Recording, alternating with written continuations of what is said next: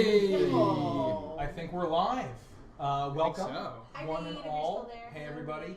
Thanks for tuning in to Legends of Avantris, episode 12. Wow, we're getting up there. Where we six nerds embarrass ourselves for your entertainment. I think we'll just start by going around and introducing the party. So we'll start. We have Rodek Stonehearth, played by Richie here. He's a mountain dwarf battlemaster fighter. He has a magical horn of strange significance to his people's fate, and he's looking for answers about that. We then also have Ganji Stormscale, played by Scotes over here. He's a bronze dragonborn war cleric of Bahamut. He's searching for dragonborn relics that might aid his people's war. The metallic dragonborn versus the chromatic dragonborn. We then have Sylvie Flickerwicket, played by Nikki over here. She is a forest gnome, Arcfey patron warlock. I know, right? For the first time, I think. For the first time, not Pact of the Arcfey. She fell into the Feywilds accidentally when she was a bit younger, made a pact with Titania, the queen of the Summer Court, and now she serves the Summer Court in exchange for these magical powers. We then have Annulin Mossgrove, played by Kelsey, over here. She is a wood elf ranger of the hunter variety. Her mother was kidnapped by fire giants, and her father was slain in a fire giant raid, and she's looking for ways to best rescue her mom. Finally, we have Vandris Truestrike, played by Andy. He is a high elf rogue of the assassin variety. He is a bounty hunter looking for the head. He has a job to seek the head of Orpheus Radamanthus, the tiefling sorcerer who has been doing some pretty badass shit, fucking everybody up. Also, mature audiences. This is intended for mature audiences. Just FYI for everybody. A little bit of housekeeping. We do 5th edition. It's 5th edition. We are doing in the homebrew campaign, homebrew setting. We've been playing for over 2 years now, and we do mostly rules as written, but we have good amount of homebrew, good amount of rules as fun, rule for cool, so, but if there's anything egregiously wrong that we're doing, like, these guys are idiots, please message us in the comments. We prefer Twitch chat, so if you're watching us on Facebook, Twitch chat is always lit. Come hang out with us. I think we may be doing a giveaway of some decals and some decals, some cool decals here. You can see, you can win a chance for those. We'll be talking about that a bit more along the journey here. And I think, is there anything else? I guess announcements. We are taking off next week from streaming. If anyone's watching, we have Katsucon next week. We're heading down on Wednesday. And so if you're in the DC area or you're traveling to Katsucon, the DC area, Nikki and I are doing a Dungeon Master panel. I think all of us are going to be there. If you're in the DC area, but next week we'll be taking off for Katsucon, and we'll be back to our normally scheduled programming the week after that. So next week, no streaming. And I guess we can start with what happened last time. I don't even remember. Actually, I do. So, thank God. The party had fought their way through the Gullhaven to only witness our villains escape, stealing some magical artifact, a crown, the Eyes of the Abyss, which we learned about in this episode, the previous episode. Ganji did a sending spell to Vandris' longtime companion and confidant, Seamus Lear, found out that he was holed up in the safe house of Forgus Firesider. Oh yeah! Oh baby! Forgus was yet another one of Vandris' former bounty hunting allies, his former companions in their previous band before they all broke up. And they went to go visit. It turned out that Emiria Devilance, who was also another companion as well, was there, not too happy with Vandris, referencing some stuff about their past and why they broke up. A party member that had died, Emiria blames Vandris. After getting to know Forgus a little bit, they've learned that he had a lot of opinions about a lot of different things, a lot of different conspiracy theories, and they were trying to figure out what their next steps would be. The difficulty, they knew that their enemies were heading to Undertow Island, which is the home of these crocodile lizard folk pirates, and that they were doing something in potentially these ancient dragonborn ruins. who Black Dragonborn, particularly, who had been known throughout history to try to dabble in some dark magic and the like. So nothing good could probably come out of what they're planning to do there.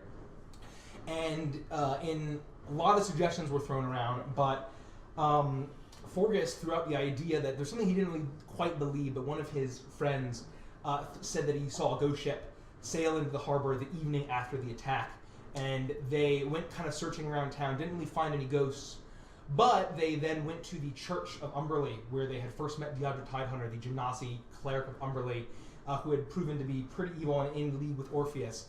They then discovered a secret back room with a crumpled up piece of paper in a strange language they didn't know, couldn't understand. They then found a hole that went down and into an undersea cove, it seemed.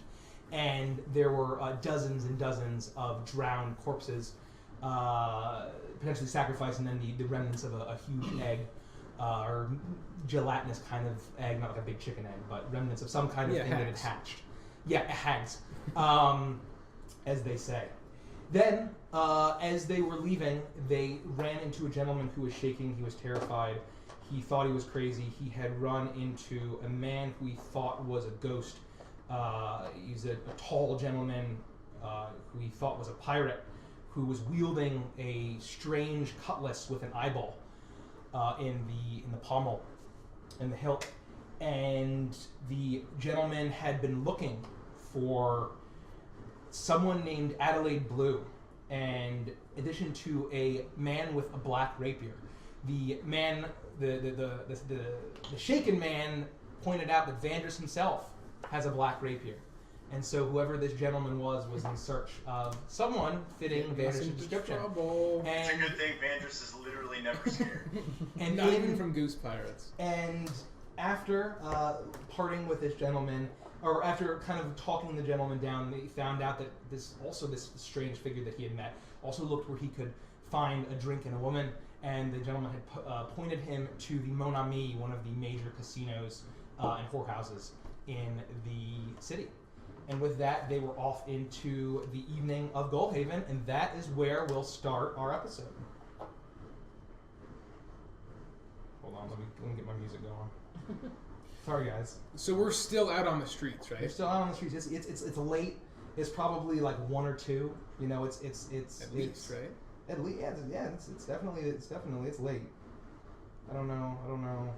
Perfect time to visit the Mon Ami, except for me, because I can't go to the Mon Ami. No, you never told us why you can't go to the Mon Ami. Could you elaborate? Well, I'm not sure that this is particularly the time or the place to get into deep details, but it does involve the incident that Amiria was referencing, and quite frankly, the job that we were on, where things started to go awry, was for this gentleman Bellavere, and I'm afraid that he may still hold some animosity towards me. Go ahead. I wasn't going to say Listen, anything. I've grown to get to know you all very well over the short time that we spent together, and I would be willing to divulge the entire story to you all. I feel that I owe you that much, and perhaps we can do that soon. But I'm not sure standing out here in the middle of the night is the best time to do it. I would agree. I cast Zone of Truth. And I hold Anders down. Well, I don't. Tickle him. Not actually. And I cast Stab Rapier into Face. A black rapier. Not anymore. Right now. So I guess the question is then, do we want to go over there tonight, or should we head back and then check it out in the morning? I think we should go tonight. I tend to agree with Sylvie on this one. I think that if we're going to find any kind of action or any kind of patronage, especially if we're looking for people, now would be the time to go. And ghosts and Draculas don't go out during the daytime, so 50-50 of those are going to be in the Mon Ami tonight. Sorry, can you remind me what the description of the guy he saw was? Basically Captain Barbosa. Basically, Captain Barbosa. So he was a very tall gentleman who seemed to be very pale and he looked ghostly. He seemed to be referencing an actual corporeal person, but So he's not like translucent. Captain Bargosta. So he saw a man who was very tall, had a very strange looking cutlass that had a living eyeball on it. And he was a man, large but pale, not like a spooky ghost like Scooby-Doo shit. Okay, but not necessarily like, so not the kind of person that would immediately be like, hey, you can't come in here because you're obviously a ghost. So I'm just thinking, like, if we go to Mon Ami, we don't serve ghosts here. Right, no? To be the meddling kids. No, hey, ghost. You got the sense that he was referring to a man. Okay.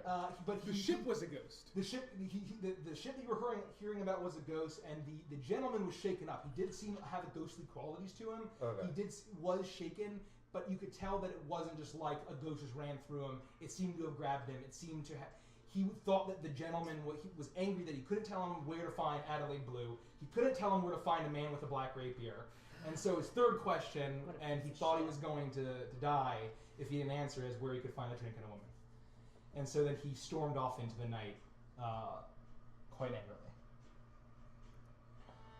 All right. Well, how's everybody feeling? I'm okay. I guess we didn't really do much yesterday. I'm feeling exactly 2 spell slots down. If you were to awesome. After visiting my good friend Forgus, I feel like I could take on the world. Oh, and I had some of his fire cider, didn't I? Yeah, you did. Oh my god. And we woke up kind of late. Yeah, right? you woke up. You were resting up. So this is the thing. All right. I can turn Vandris into like a frog or something, and he can just hang out on me. Is that a threat? More like a I'm promise. Sorry, what? Well, can't we like disguise him? Don't you have a disguise I think kit? you're all forgetting that I, the great Vandini, am quite the master of disguises. Thank you. So if anyone is going to be disguising anyone, I'll be disguising myself. So honestly, you have a disguise kit. You're the master of disguise, and no one really knows who you are anyway. We may be all right. There's no need to twist the knife, Rode. I'm just saying, you could probably walk in there and no one would recognize you. You're probably correct. And if they do, I'll turn you into a frog. That's the backup. They'll be like, oh, this can't be the right guy. He's a frog now. There's no way that works. The logic is sound. If our plan is to just go in there, that's fine. I will do my best to disguise myself and remain low-key. Just put on your glasses with that mustache on it. Oh, the Groucho ones that I keep with me at all times. Yes. Because you wouldn't have your disguise kit with you, right? Out of character? No. Well, if we had everything on our person, then yes. It's one of the things that I, keep on me in my travel. I would say it would be in your packs, and given that you were going into the Kench after an attack, that you probably would have been prepared. Yeah, I thought we were sounded to me like we gathered everything, we were getting ready to leave. Also, even if you didn't say you did, it would have been silly after the town was totally fucked. You going into the most dangerous part of the city, just waltzing around for a shopping trip. Right. Agreed. So I would say, yeah. So then why don't we try that? I'm okay with it. I will say it makes me wary only because again these people are dangerous and I would say that this wouldn't be the first time that someone's tried this in his establishment. I'm sure it's anyway. If you guys want to go ahead, we should develop some sort of a plan. It will take me some time to get ready, and I can always rendezvous with you guys after you've done some reconnaissance.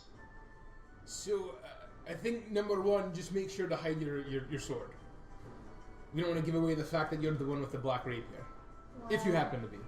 But if he hides his sword, then how will we know who he is if he's wearing a disguise? Oh, good point. Right? I know. We'll never know. He's very good. Yeah. Every time I've seen him do this, he rolls at least Anytime 20. he puts those glasses on with that mustache, I never know who he is. Sounds like you might be a little sarcastic, all of you. I'm trying to ignore the bars. No, it's just we see you and we're like, wow, who is that guy supposed to be? I don't know what you're talking about, but I think it's a real concern. Like, I don't want to just randomly walk up and talk to someone and be like, hey, guess what, Vandress? And I'm like, I'm not Vandress. My name's Susan. Out of character, how difficult would it be to conceal a rapier? You could try to like stick it, I don't know, like in your coat or something, and try to. I don't know how long it would be. It'd be tough. Why don't we put it in the bag of holding for safekeeping? Or is the problem the rapier or the problem that it's black? Can we not like stick it in some paint or something? This is a shipyard. I'm sure there's paint somewhere. We're not getting my awesome weapon covered in crap, okay? I know what we could do. I'll cast Mage Hand and it can carry your rapier around. I'll float around and go, ooh, spooky ghost. These are all horrendous plans.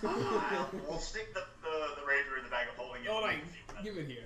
You never let Can't me you, do anything could you fun. prestidigitationize it? If you want me to clean it off. Oh, I thought that changes things colors. Oh. Oh, doesn't Don't it? you? Can't you change things colors? We're checking D&D Beyond. We're sponsored by D&D Beyond and Marvel Puzzle Quest. I do love a good puzzle. It's an instantaneous, harmless sensory effect, so I guess that could be color. But they would like see it, right? It'd be like a spark of light. I think I would probably rule it as that. I don't think you could change something's color. You make a color, a small mark, or a symbol appear on an object or a surface for an hour. It'd be a small color though. We'll see how well you roll. I don't think we need to try that. No, Just no, put no. it in the bag of holding. If something goes down, I'll get it right to you. Don't worry. All right, I'm relying on you. Yoink. I'm gonna put the bag of holding in a portable hole. Doesn't everything die if that happens? We would all die. Please don't. I mean, do whatever you want, because I'm the DM. I don't tell you what to do. Wait, what What's happens if we railroading? turn a bag of holding inside out? Isn't that also a thing? I don't know. I think it's also a thing. Let's not try You that didn't either. blow my mind. What would happen? The egg would explode. Oh no, the dragon egg! It's still a dragon egg. Okay. Okay. Well, I think we have a plan. We'll go in there, and so wait, hold on. So what's the purpose, though? Well, right. That's kind of what I was getting at. Are we just looking for this gentleman, or are we trying to find more information on this ghost boat? Right. Well, so Well, I mean, a ghost boat would be a great way to get to that island we want to get to. So I think how Especially we if he play can it. flip it up and put it into his pocket. I think how we play it is we go in there and we nonchalantly look around for the guy that matches the description, and then we walk up to him if he's there, and we try to gather why he's looking for you. And at the same time, if we need his boat, maybe we can start to build the If we need his boat, Vandress, I'll need you for this. I'll give him a mage handy. While he's distracted, you steal his boat. I'm not sure I want any part of that plan. You literally never let me do anything fun. I mean, feel free to do what you'd like. I just don't want to take part. You might be interested, honestly. It would work. All right, I'm going to go put my disguise on. It's going to Okay. take me some time, and I'll try to find you guys at the Mon Ami. Should we not wait for you? No. Do we know how to get there with Avantris? Have we seen it? You've seen it. We've been past it. I thought. Yeah, we We've walked passed past it a it. few times. All right. But a disguise could probably take like 30 minutes if you guys wanted to wait for 30 minutes. It's just kind of. It's up to you guys. I was only giving you the option to go ahead and do some early recon. That's all. And what? It's like 1 or 2 now. It's probably like 1:30 to 2. Okay. Yeah. Well, why don't we head over there, and then we'll let Vandress. Okay. Vandress, I need you to make a dex check at proficiency.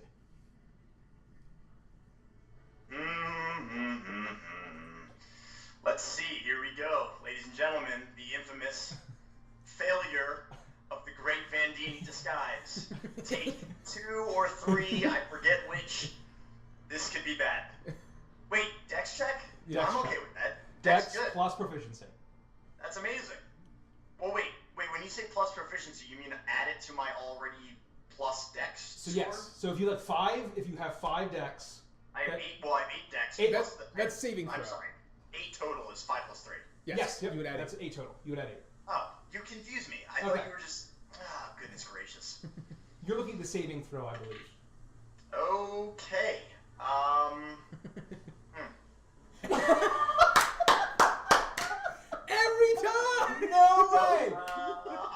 You whip out that bad boy beagle puss. Not the greatest disguise I've ever had. I light his kit on fire.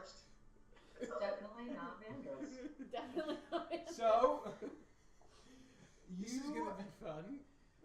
the four of you leave Vandris, and he grabs his disguise kit, and he slinks into an alley. And it's dark. It is a dark evening. There's not much of a moon. Yeah. And it's tough. It's tough to apply the disguise kit. You haven't used it in a while. man. Yeah, you haven't used it in a while. So is that a 9? It's a 9. A 9. So you manage to put on some stuff. You manage to, and this is in the 30 minutes, and they're all walking. You manage to put on some kind of facsimile of another person-ish, but if someone kind of looked long and hard enough, they'd probably be able to tell you're wearing a disguise. So I look like a Uncanny Valley skin shifter. Yeah, you kind of look like a weird guy. You can kind of see your ears taped down a little bit. You can see that you're doing a little bit of tucking, I can He's a definitely drag queen. So that's happening. So I look at a nearby darkened window. I see myself in the window and I say, "Yeah, that'll do it." With that, we'll switch back over to the rest of the party. You walk through the streets. There's still that morbid sense of a city that has experienced a lot of death and destruction. You see that although it is quite late, there are crews of laborers working well into the night, working by torchlight, whatever they can get. Magical light is being provided by them from certain casters. And they're working the rebuilding, the repairing. You see sea eagles carrying bodies around still. You can smell sea eagles, the town guard. You can smell kind of fires burning off in the distance. You're not sure if they're kind of just purging it of burning the corpses of these the crooks. You do see a lot of dead crocodile pirates piled up here and there in different back alleys. It looks like they took a really severe routing ultimately. However, it starts to get, further you get in the city, you get out of Widow's Watch and make your way to the Hemispheres district. And this, they weren't able to get as far in, and the destruction is a little bit less. You see the occasional remnant of a charred boulder meteor type thing in a certain hole, but the occasional marks of conflict and battle, but no major destruction. And although the atmosphere, once you get into the Dionysian district here, although the town has suffered a lot, there is still a party vibe here. It is about 2 a.m., 2:30 at this point in the morning, and people have experienced a really horrible, traumatic event. The ones that aren't praying up at the Belfry are probably in drink or other substances, or in the arms of a strange woman, trying to kind of deal with it, or they're partying. So the atmosphere is definitely a little bit more excited. There aren't that many sober people that you're passing on the streets. You wind your way through the streets. You remember passing, and you see the brilliant, gaudy sign of the Mon Ami and this flourish. And you see there's balconies all around the side. There's it's also kind of draping with this gaudy purple and maroon cloth. The outside of the building, it looks almost like a non-stop carnival. And like clockwork, there are girls very scantily clad on these balconies, beckoning people in to the casino. You hear music coming from inside. You see drunk gamblers who may have lost all their money cursing this place as they are exiting. And do you have gambler music? What? I don't think I have anything. We'll check. So okay. You are outside the. It's awfully specific. Rodak, please don't let me go home with too many women tonight. How about none? Well, just one or two. We've got a plan. Let's stick to it, please. Oh, fine. They're so pretty, though. All right. I respect your opinion. Let's just go inside. We'll see. All right. Well, shall we? I look around. And I go, and I step inside. You step inside, and the morbidity and evil holiness of the church that you were in only several hours previous is the complete antithesis of the vibe in here. You can tell that Belliver has not slowed down a second from the attack. You look around and it is packed. And you're not sure, you've never been here before, but it looks like it is stuffed to the gills with people drinking, laughing, gambling, people with their arms around women who are clearly working the tables, they're working in the room. You see staff members of this place, well-dressed, some more well-dressed than others, zipping around, serving drinks, running the tables, dealing cards, rolling dice. And you can tell that there's actually 2 levels to this operation, and then there is a spiral staircase that goes upward in the center of this huge room. You see all of these table games all around as far as you can see, as well as almost every corner is filled with a pocket lounge of couches and drink tables, cocktail waitresses zipping around, bringing drinks. As you make your way through the throng, you recognize a top hat through the crowd, a gentleman with a thick gray mustache, who you remember Rodek speaking to, Silas Belliver. He won't remember me. Silas Belliver. He is S-I-L-A-S? S-I-L-A-S. Silas Belliver. He had been at the Masquerade running the table games that were provided there.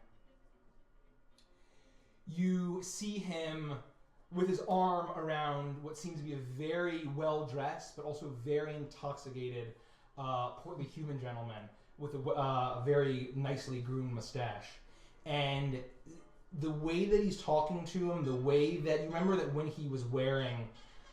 his costume at the Masquerade was that of a snake, and the way that he's talking kind of gives you that same idea that he has been doing this for years, and he is smooth talking a whale, and he is going to get him to keep going back to that table. And he is... You can tell that although he seems to own the establishment, and you know from what you've heard that he's owned the establishment, that he is thriving, still working the room. He's the kind of guy who would stab Leon. He probably would. Do we see Leon anywhere? Do I know who Leon Make a is? perception check. No, you don't know who Leon is. Still make a perception check. So Okay, I look around for any kind of ghostly pirate gentleman. Make a perception check. Sorry, did we go pass by any bouncers? Like, were there bouncers at the Oh, door? yeah.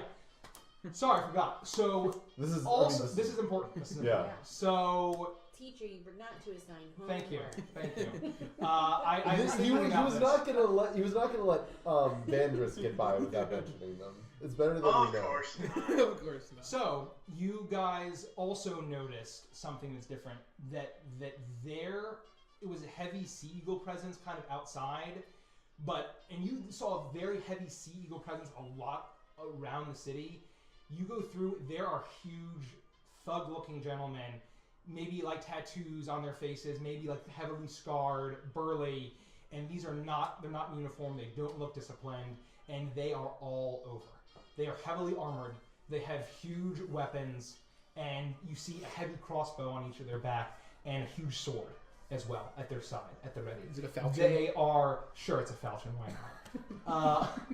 I don't fucking care. My immersion read! My head cannon's falchion! My immersion is ruined. And they are looking just kind of at the crowd. They are looking, all of them look suspicious. Their eyes are wandering over the entire crowd. You see the occasional, the time that they'll rarely move is they'll walk over to a table and like tap someone who's been winning too much at a table and pull them away. And someone who might get a little too handsy with one of the girls, dragged out, either thrown outside or into a back room somewhere. These are stationed all over the place, and you will remember that Belliver, in addition to being a casino owner, also runs the Belliver Union, who basically all of the main laborers, he's able to basically run a racket to make sure that they're paying their union dues, or else, you know, be unfortunate if anything happened to your person or your business. And so he's doing very well, and these thugs are heavily populating this, seemingly very suspicious of basically everyone that's there. Well, he seems like a legitimate businessman. I would echo that sentiment. Do they let us through? Yeah. Okay. Do they like look at us particularly, or do they just let us go? Yep. You walk in. I give my axe like a little pat on my shoulder as you walk in, just like. You walk in and they don't seem to make any kind of motion to stop you and disarm you. It's over my shoulder. I'll just saunter in. I'm not gonna make like a big deal of my weapon, but I do still have it. You look around and you see that there are people that are armed and armored as well that are gambling. It's part of a fantasy world like this. People kind of carry their own protection.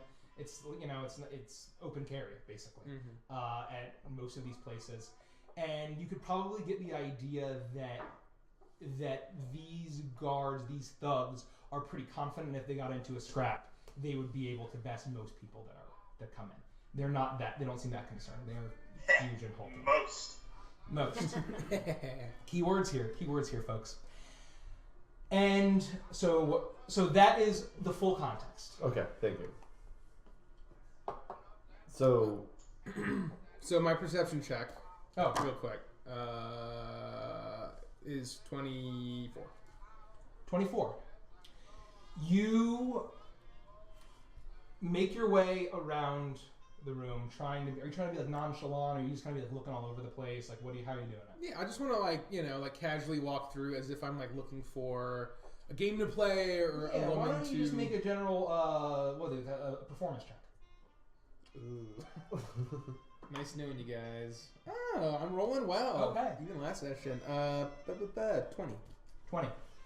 You are making your way around the casino floor. You see, as you kind of get to that the spiral staircase, and you see another indoor balcony going all the way around. You see that the lights are a little bit lower up there. Girls are calling and waving, beckoning people up the stairs. You look around, and you do not see any gentlemen on that first floor. Okay, so just... You're going to go upstairs? I don't know. No. Okay. I'm just going to walk around. Were you going to say something? Do something? I don't remember. Okay. Is it like weird that Sylvie and I are in here? Are we the only like non-working women, or is this like more of a bar than a gentleman's bar? No, I mean you look around and you see this is like a bar and a casino. You see a lot of women of varying classes and economic status that are there out for a good time, trying to take their mind off of things. You see some getting even more wild and unruly than some gentlemen as well. So it's very. I mean, there's probably more men because it is a whorehouse that provides women, but there are definitely a considerable number of women. You guys do not stand out that much. And did Belliver has he noticed us at all? From that perception check, he seems to be very interested in that. You perceive it to be a whale. Okay. A loaded individual that he's working this. Okay, because I was picturing an actual. No, he's not an actual. There's a sperm whale. A whale folk, actually. The whale folk. My custom homebrew race, a sperm whale kin. OC, do not steal. This is. You can find a picture on my DeviantArt page. Not actually. DM's Guild. DMsGuild.com. Sperm whale kin. Only $35. Yep, only $35. Pay what you want. $35. He seems to be heavily invested in talking to this gentleman. All right. Well, I just try to. Is there a bar? I mean, yeah. So I'm gonna. Yeah, there's several large bars around there. I'll walk up to a bar, and I'll kind of like turn around and like wait for us to gather together. Okay. You guys all gather. The gentleman offers you to get a drink. You guys can pour yourself. Yeah, I'll get a drink. Okay. He gets you a thing of. I'd like a Kentucky bourbon, please. I don't know what Kentucky is, but I'll get you a bourbon, sir. All right, thank you. I want the biggest and most alcoholic thing that you have. I think I can manage that. Sure, yeah. You? He's cleaning glasses while you. I'll have insert whatever the equivalent of a scotch is. Scotch, got it. Okay. Okay. I don't know. Maybe they don't have Scotland here either. OC, do not steal. And for you, lady? How about some wine? Do you have wine? Oh, we got plenty of wine. Yeah, okay. Fine good. Wine. And so he goes and he brings you around, and that'll probably be 5 silver. Or 4 silver. 4 silver. 4 silver. Selby, I'll handle it. pay the man. He gives you your drinks and you guys look around. Give that man So- his 4 money. silver. I turn and I'm kind of talking under my breath. So, did you see any ghosts anywhere? I didn't see any. You're talking to me? I'm talking to all of you. I wasn't. I thought you were talking to the bartenders. I did too. I was like, wow, let's see what the bartender does Barkeep. with this. See any ghosts? Get out. Wow. Ghosts? Yeah. No, Now he's Reeve. I haven't seen any ghosts, frankly. No. Sorry. Whoo. No, I'm not. I didn't actually ask No. him. Oh, turned. okay. I didn't do that. I Okay. turned to the group under my breath, asking them if they've seen any other ghosts. Nope. No, I haven't been looking for ghosts. I can't say that I've seen one before, so I don't think so. Yeah, I don't think I have. We haven't seen any undead at all, have we? We've seen a single undead enemy this entire time. No. So I've probably never seen an undead in my life. Probably not. Probably not. So I don't even know what a ghost is. Do they exist? Well, There's something like that. Yes, but I think they would stand out in a crowd. Okay, fair enough. Well, I don't think he's down here at least. Mr. I wrote his name down. Jelvis. Great ad-lib name. Yeah, you guys know me that well. lad Jelvis that we talked to just a wee bit ago said mentioned that he was looking for a woman, so it could be possible. Is it safe to assume that the rooms are upstairs? If You were could to probably make that assumption. The lights are definitely darker up there. You can tell that the music is more heavily concentrated downstairs, and a lot of the girls that are going around are either trying to work the room or they're trying to pull the guys upstairs. They're kind of beckoning the gentleman.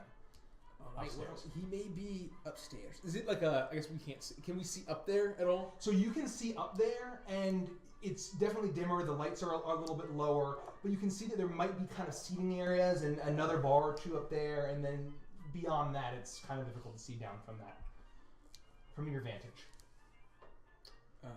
All right. Well, do we wait for Avantris down here? I would say Vantage is probably arriving as you guys have cased the joint.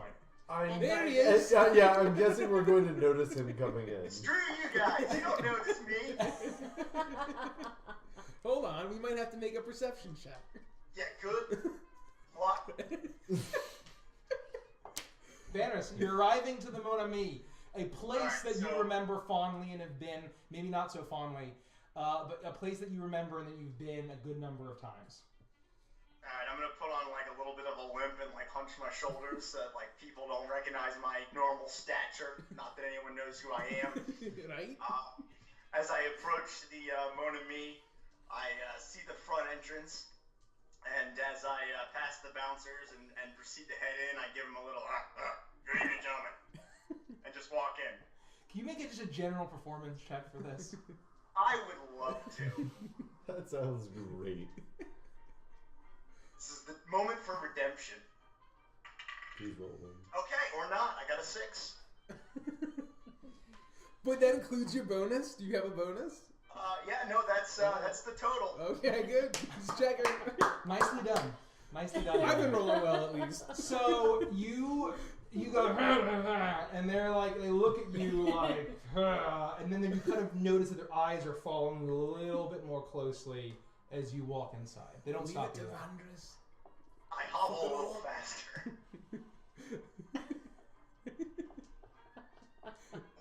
Okay, so then once I'm in, I'm going to just kind of look around, and I'd like to make like a general perception check to see if I can spot the guy we're looking for. You make a perception check. Go ahead.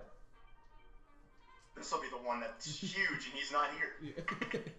Oh, yep, there it is. Okay, hold up. 26. Hey! Okay.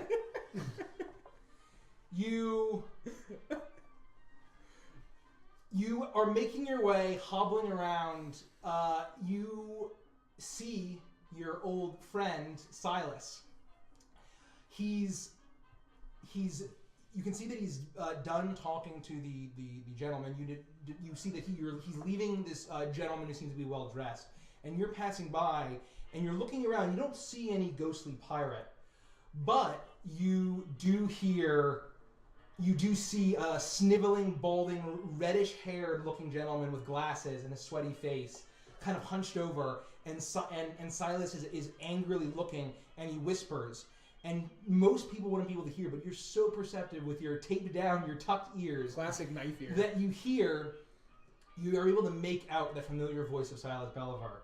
And it says, "How's Janine doing upstairs with the fucking freak?" Ooh. Very interesting. And then you hear a gentleman's like, "Oh, I don't, Silas. I think she's fine. He hasn't killed anyone yet, so it's like, is he still paying those heaps of gold?" And then she says, "Yeah, sure." It's like, "Keep bringing him drinks and women. I don't give a shit. Get the fuck out of here." What a delightful gentleman. And that's what you hear. Great to spend time with this guy. Do I see the rest of my compatriots? You're very stealthy. You see them all standing at the bar, just drinking, hanging out, not doing any reconnaissance, just kind of relaxing, enjoying the night. Sylvie's got an alcoholic beverage bigger than she is. Giving guys mage handies. No, not yet. Not yet. Okay. I need 2 or 3 more of these. Okay. Okay, I'm going to as inconspicuously as I can hobble over. Kind of like trying to keep a low profile as best as I can with my 6 that I don't know I rolled. And I'm going to make my way over Rodek, but not like directly next to him, just like within earshot. What's your passive perception, right? 15. You immediately recognize him. Son of a bitch!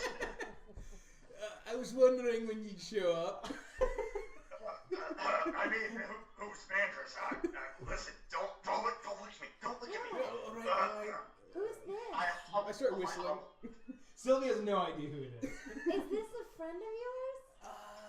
Are you serious? As soon as Rodek looks at me weird, I go, I'm out. I'm hobbling away. You're what? I'm hobbling away. I'm just walking away. Why didn't you introduce your friend? That was rude. I didn't know his name. Oh. It's Avantris. I can't believe it. His Seriously? name's Avantris too? No, no. It just looked just like him. It's the same slight build, same knife ears. They didn't look anything alike. Well, to me, they did. Wow. Anyway, what's must have Avantris poor doing eyesight. now? I'm just like. I was trying to keep my distance. I didn't want, I wanted to alert you to my presence, and as soon as you recognized me, I just put distance between us so it didn't look like we're all hanging out. Okay. Fair enough. So anyway, Man, I really wish your crazy friend over there would pretend to be crazy and talking to no one, but actually talking to us through something maybe like a sending story. that would be pretty nice. That we have. If only we had thought of that beforehand, so we could have made. They're Rocky Talkies. They're Rocky Talkies. Damn it! We forgot about the Rocky Talkies. Well, are they all the? Do you even have one? You probably have one, right? We all have them. We all have one. Okay, so I'm just. Actually, we can just pretend to talk to each other, but turn our Rocky Talkie on. Because we have to speak to You it. just have to touch it, right? Like push it. Yeah. Do we have to hold it up to our mouth like an actual walkie-talkie? Yeah. Yeah. Fuck. So it's not like a sending stone where it's like you get magical power. You just basically need to talk to it. It still goes into your brain, but you need to talk into the stone. Okay. Can we palm one in our hand so that if we pick up our drink, is that close enough? If we have it in the palm of our... How big are they? They're probably yay big. God damn it. I drew So on a mine. small, rocky, talky boulder. I made mine look like a pretty lady. Sometimes I talk to it at night before I go to bed. Have we even been to bed since we've gotten them? No. I'm How still often do saying you go to bed? Whenever I get tired. Anyway, so I try to I'm gonna saunter up to Avantris and just stand next to him, not make eye contact, not make it look like we're talking. But have you stopped? Yeah. Okay. I'm just kind of hanging in the vicinity, Okay. so it doesn't look like we're together. Yeah. So I'm gonna do the classic stare the other way, but talk. So I don't think he's down here. I haven't seen him. Have you? Yeah, so, first off, Rodek, I just want to say, I'm impressed with your abilities. I don't know where you learned the tricks of the trade. We should talk sometime. You gotta I'll teach you. This. I'll teach you. But I overheard some conversation from Belver. It sounds like the guy we're looking for may be upstairs with one of the women. All right. I'm glad you have that confirmation. He mentioned some freak who's paying ungodly amounts of money. So obviously Belver's not going to disturb the man. All right. Well, did he indicate any kind of way to know exactly which room he's in or where he might be upstairs? No. Just mentioned that there was some strange dude here paying lots of money. All right. Well, I'll go gather the troops, and why don't you start up there, and then we'll follow behind about 30 seconds. Are people going upstairs like unaccompanied? Is that a thing?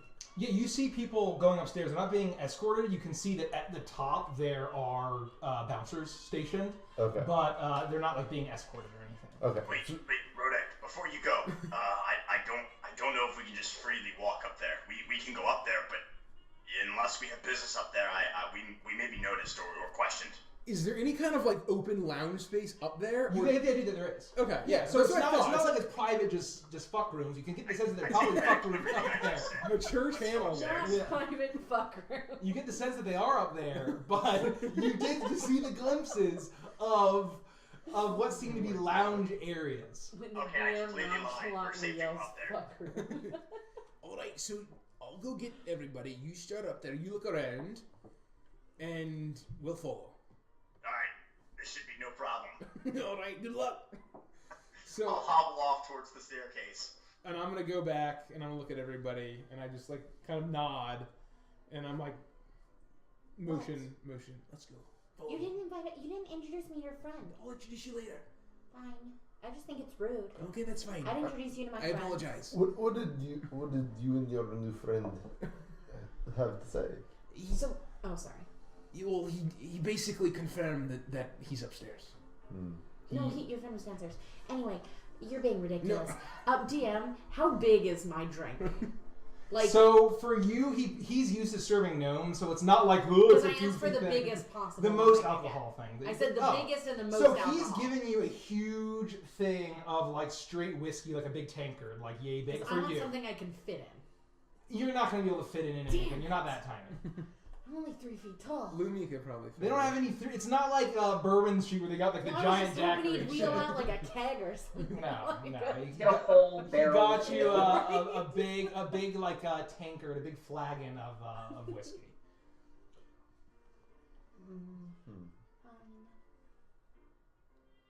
Are there any like empty? I'm sorry that my mind is still stuck on this, but are there any empty like flagons that would be big enough for us to put a sending stone in? Like just an empty one sitting around? Yeah. Do you think like is it the kind of thing where we could just like if I put my glass of whiskey down and picked one of those up, like would that be noticed? You see a few flagons on the table that are finished, but the bartender's so busy he hasn't had time to grab it. So you could swipe it, and definitely you see people walking around with their drinks. So. I love where Ganji's head at, man. He's on this. I'm sorry that I can't think of anything else but a way to use these sending stones. But I'm gonna grab one and put my sending stone in it so that I can raise it to my mouth and pretend to drink, but actually talk into the stone. Okay, as long as you're like sticking your thumb in to press it when you're doing it. Yeah, that's fine. Yeah. Okay, cool. You grab it. Just make a quick sleight of hand check, just so we're. Oh Jesus! Just in case you really fuck it up. Oh, don't worry. I'm sure I do. Pick the right die. I'm going to give myself guidance for this because you're being careful. We'll allow it. Oh, sweet. 17. I think that's a 16 total. No one seems to notice you at all. Swipe it. So you managed to get it in there. The mug is. You're getting a little bit of beer froth on there, but it's empty. So I'm sure you're able to be stealthy about it. Okay. All right. Shall we go? I follow Vandris up the stairs, weird cloaked hobbly guy. So upstairs. You make your way up to follow weird cloaked hobbly guy. You make your way up the spiral staircase, and you survey the area. You do see hallways off to what you assume to be fuck rooms with curtains. You see the occasional lady of the evening guiding a customer in their johns. behind and pulling them in. Some are like giggling, like, and the guys are giggling just as much. They're very drunk. And there are several lounge areas, and you see these are a little bit populated. One, however, is empty except for 2 people. You see a particularly top-heavy woman. She looks a human woman that seems to be in her mid-20s, grinning and smiling. It seems to be very fake. And around her shoulders is a huge arm of a human, what seems to be a human male. He seems to be middle-aged. It's kind of hard to place exactly how old he is. He is wearing a very elaborate hat, black coat, wearing fancy maroon clothes. He has a crimson sash around him, and in one arm he has her. He's looking at her, talking. And you can see that he has a full white beard, and they're tied off into certain segments. So they're basically a series of little beard tails. And you get a look at his face. He seems to be very pale, with the veins in his face, this deep blue and some green. There's something off about him. There's this uncanny valley sort of thing, not in the same way that Vander says, uncanny valley.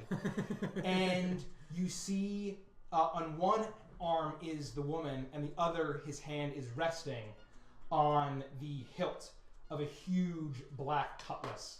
Seeming on this pommel is a large eyeball that seems to occasionally be looking around and occasionally blinking.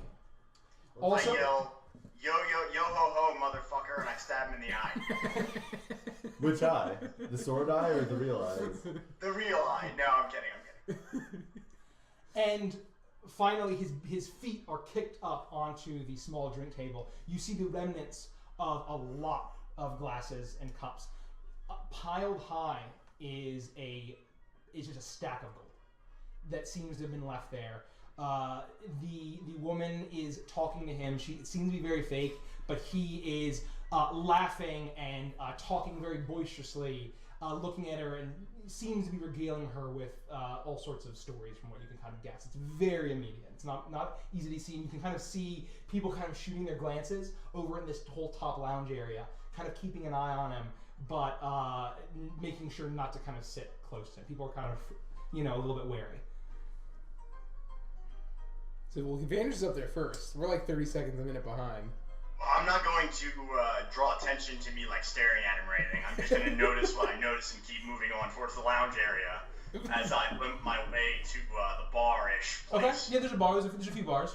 Yeah, I mean, I make note of what I saw, but I'm not going to be like, holy shit, like point at him or anything. What? All right, we'll follow up behind. Okay. And I'm going to just... You all convene together at a bar. Yeah. I think that's him! Rodek, I think you're right. So, what's our plan? Well, first, we need to be introduced to Rodek's friend. Sylvie, it's me, Avantris. He already told me your name was Vandris. We know another Vandris. No, it's the same one. Oh my god, your disguises are so good! I thought you were that creepy guy over there with the weird eyes and the top-heavy chick. That's nuts! Wow. So, I don't think we have a game plan. I found the guy. I don't know what to do now. So, he obviously likes... Well, I could go sit on his lap and tell him what I want for Christmas. You got there before I did. Yay! I'm glad we're thinking the same thing. So I think one of you...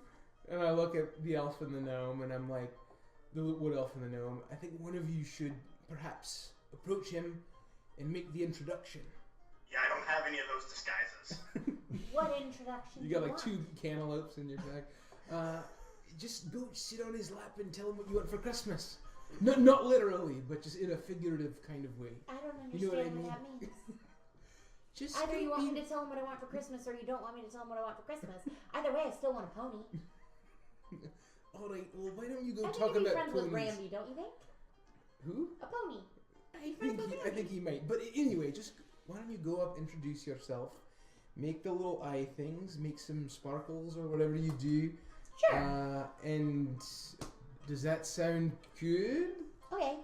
And hold on, and then so eventually bring the conversation around to, oh, my friends are looking for. Do you want to talk about the boat?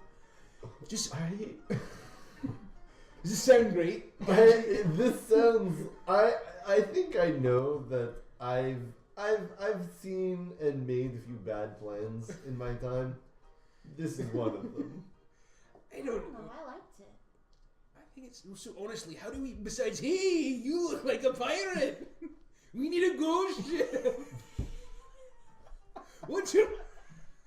I think the general idea is where we want to be here.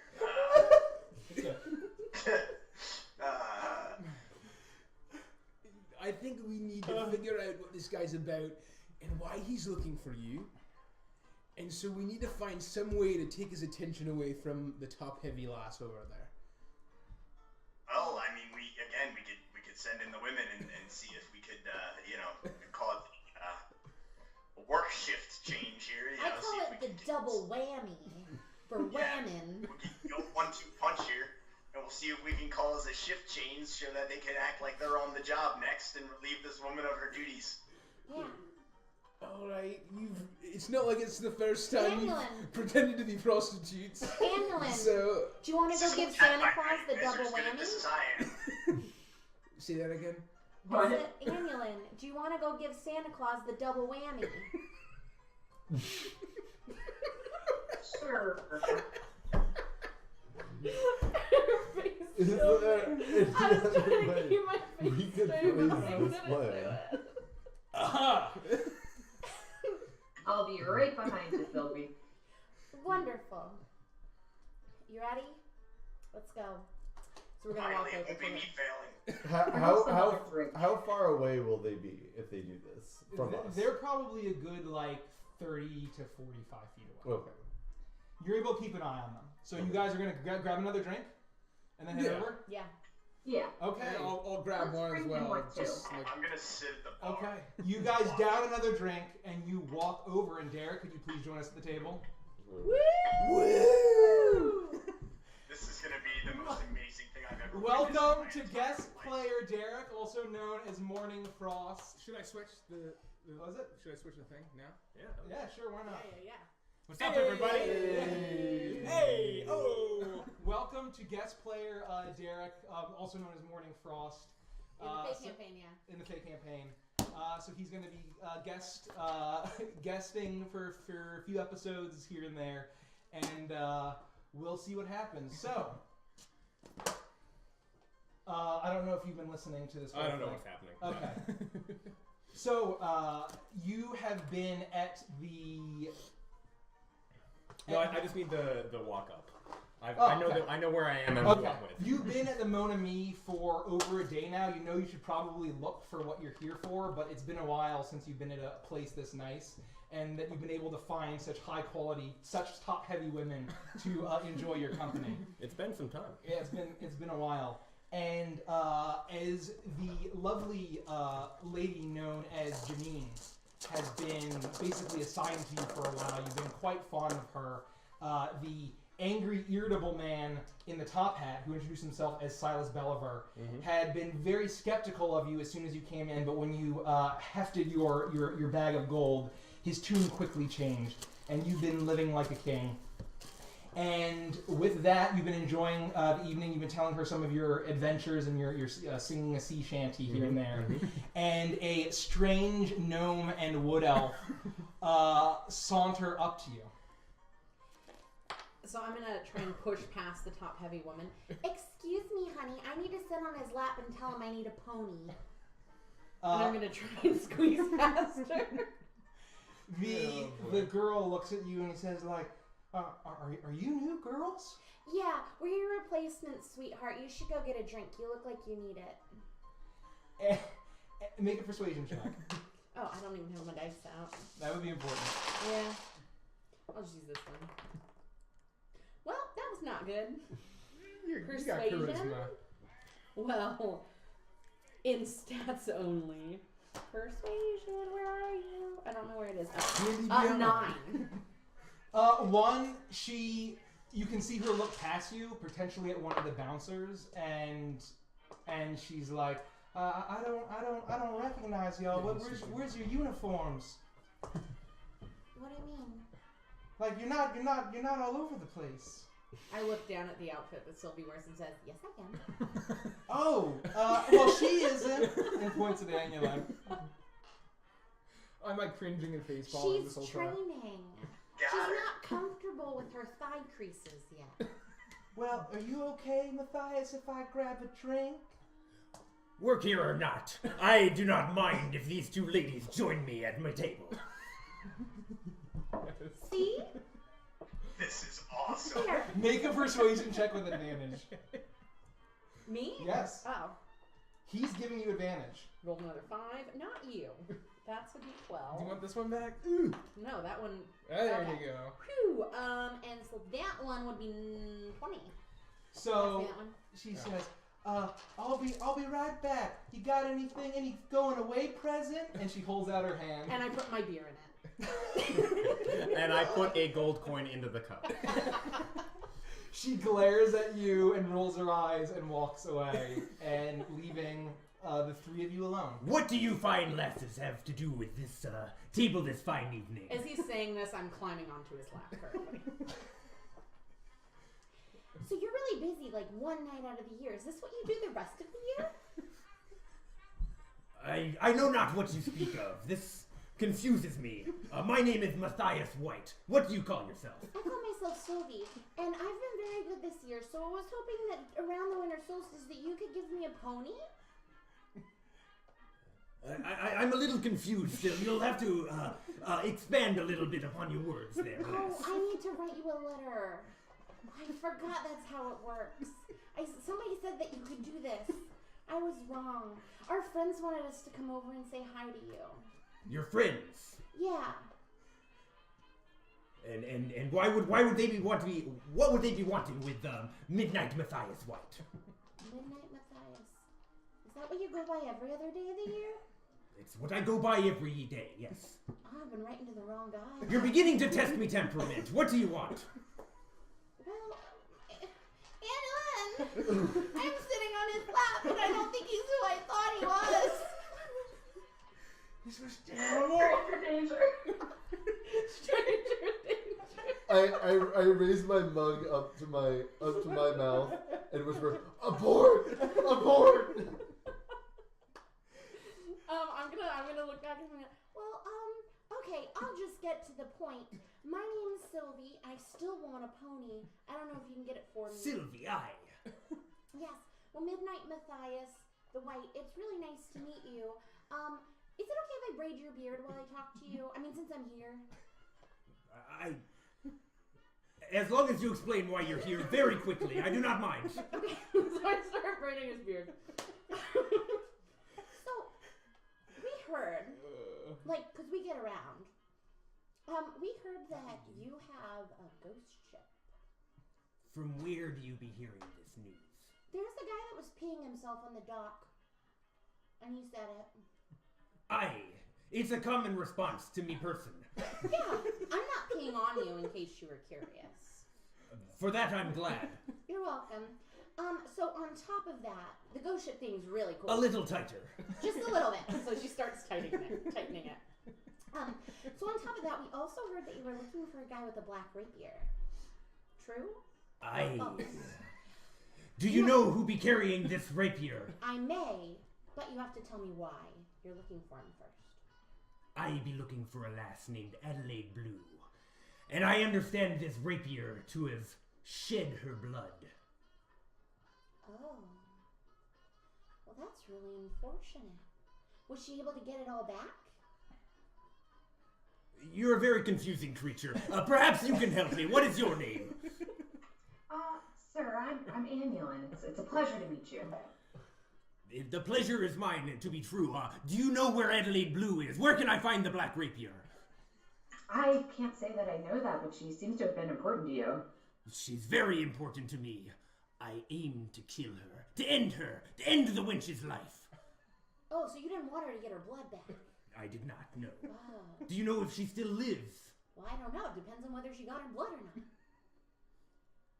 What did she do to you? She ended my own life. You're dead? Dun dun dun. Well, that changes everything. I'm gonna pick up Sylvie and set her down, and then stand up and start to approach Annulin. Do you be knowing where I could find her? For vengeance is my path. While he's doing this, I'm gonna slowly push on the walkie-talkie, and I'm gonna try to secretly go, Avantris, did you kill someone named Adelaide Blue? You're muted, dude. Sorry, I forgot I had to push to talk. I'm using my thinking hand to push to talk. Are you doing the noodle dance? Yes, the noodle dance will be coming, I'm sure. Anyway, I guess I hear the message, right? We can all hear the message. It's not like directed at anybody in particular, but we just all hear the message. I can choose to respond, so I'll grab my walkie-talkie and whisper, I've never heard that name before in my life. Well, it seems like your rapier killed her, or at least took her blood and it ran away. We did find the rapier, and it's also possible that this isn't the rapier he's referring to. Truth. Okay. Out. What happened to your voice, Avantris? Did you take a lozenge? I don't need to put on the voice while we're just talking to each other. Guys, come on. Alright, fair point, I forgot. Continue on. What say you? Do you know where? Can I tell if he's, can I see if he's, can I roll against my own party? What? Yeah. Avantris? Yeah, do I think he's lying? What the hell? Make an insight check.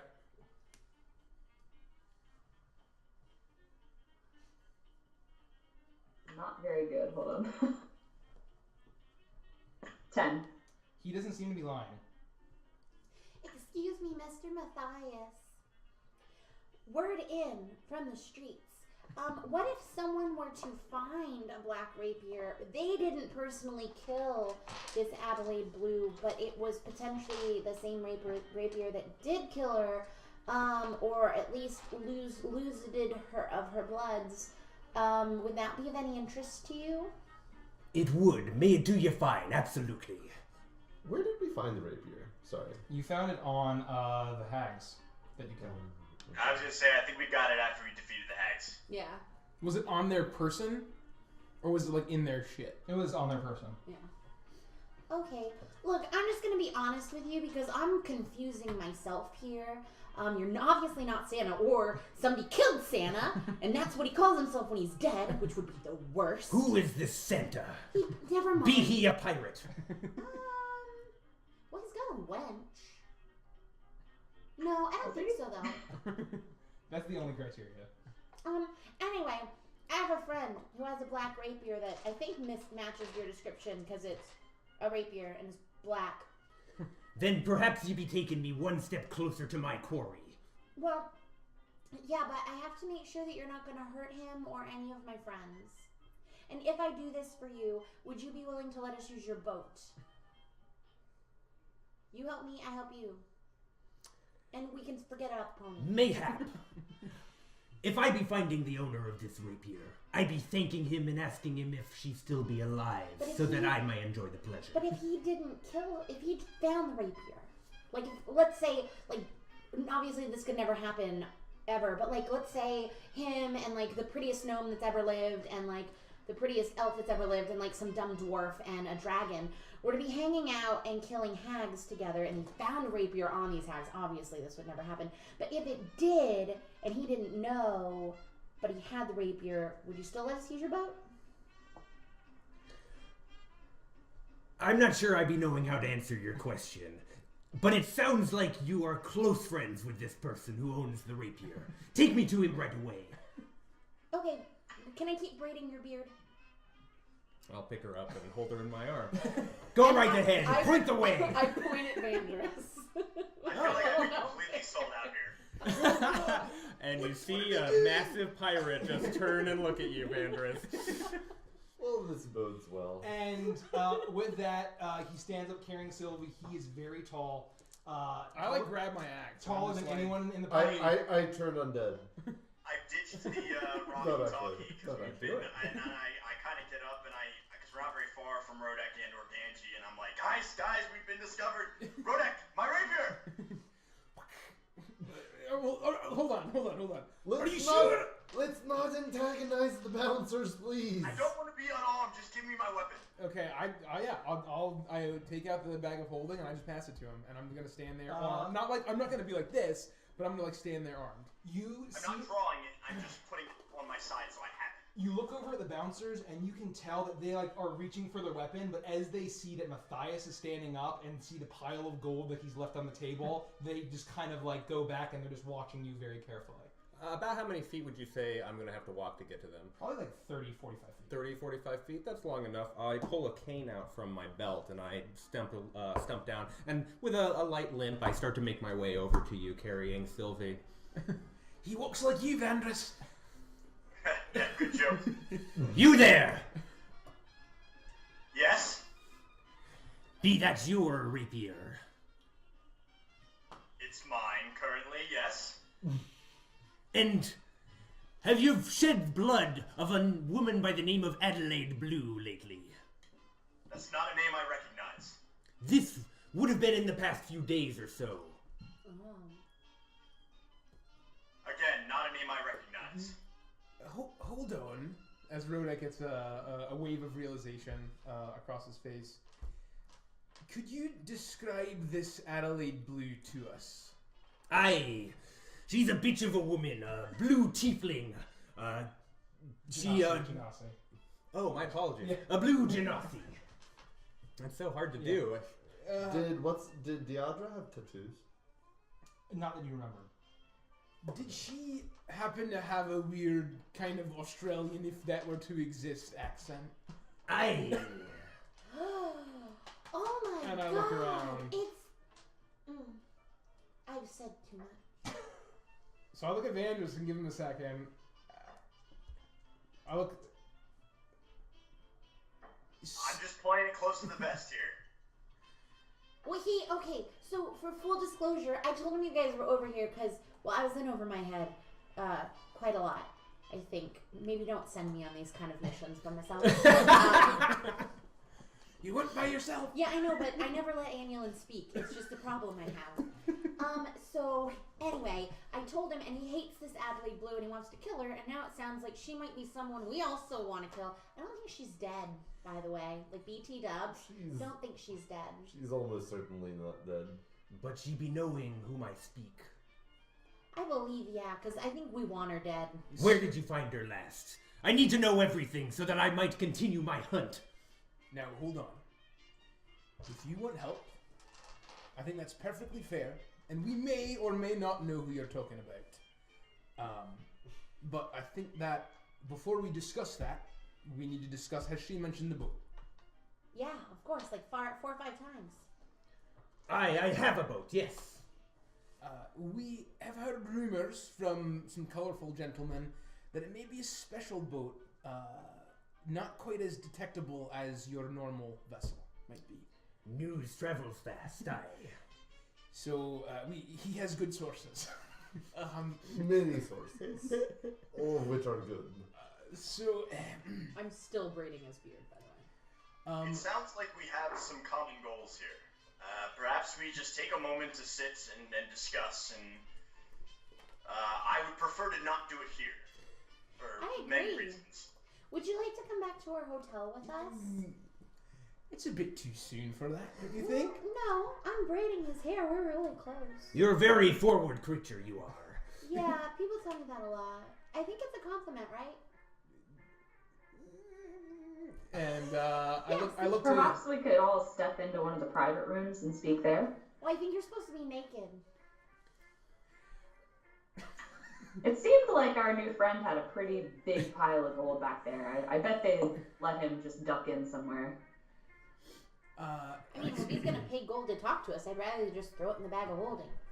So, Mr. What did you say your name was?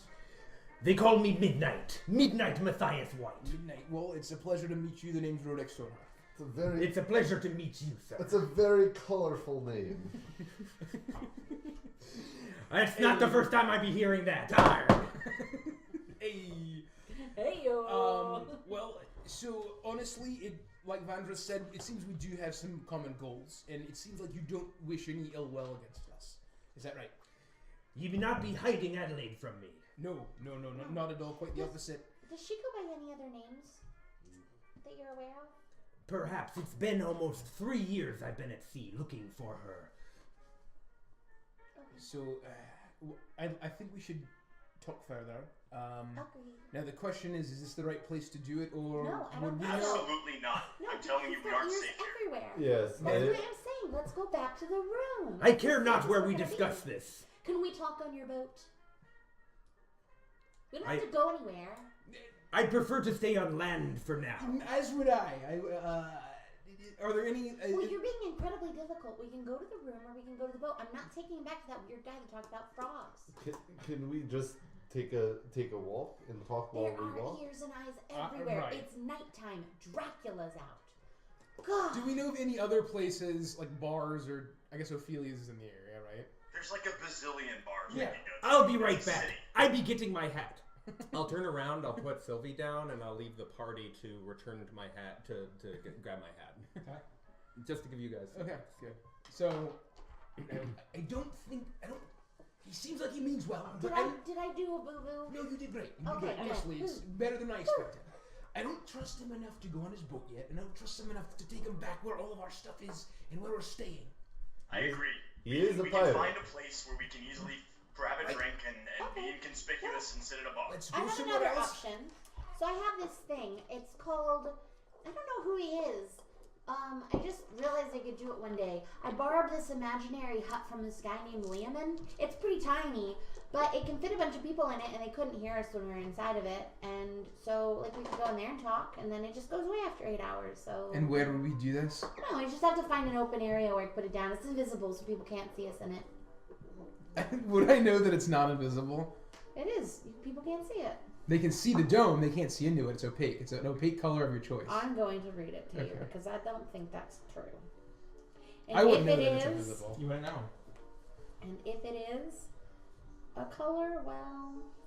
So I think just finding another bar where there's no kind of risk of people killing Vandris, I think that might be a better place to discuss this. I concur. So let's at least we'll start to leave. We'll wait for Matthias to get his hat and adjust his hat. I'm assuming, and I guess are you back? I'll turn around, and I'm also looking Okay, out from for the Janine. outside of any color you choose, but transparent from the You inside. see her standing. She's come back from her break, and she's standing kind of like not wanting to You're not just see so it. You're in like difficult. serious conversation. Okay. And so she's like, with anything. she waves at Say, you.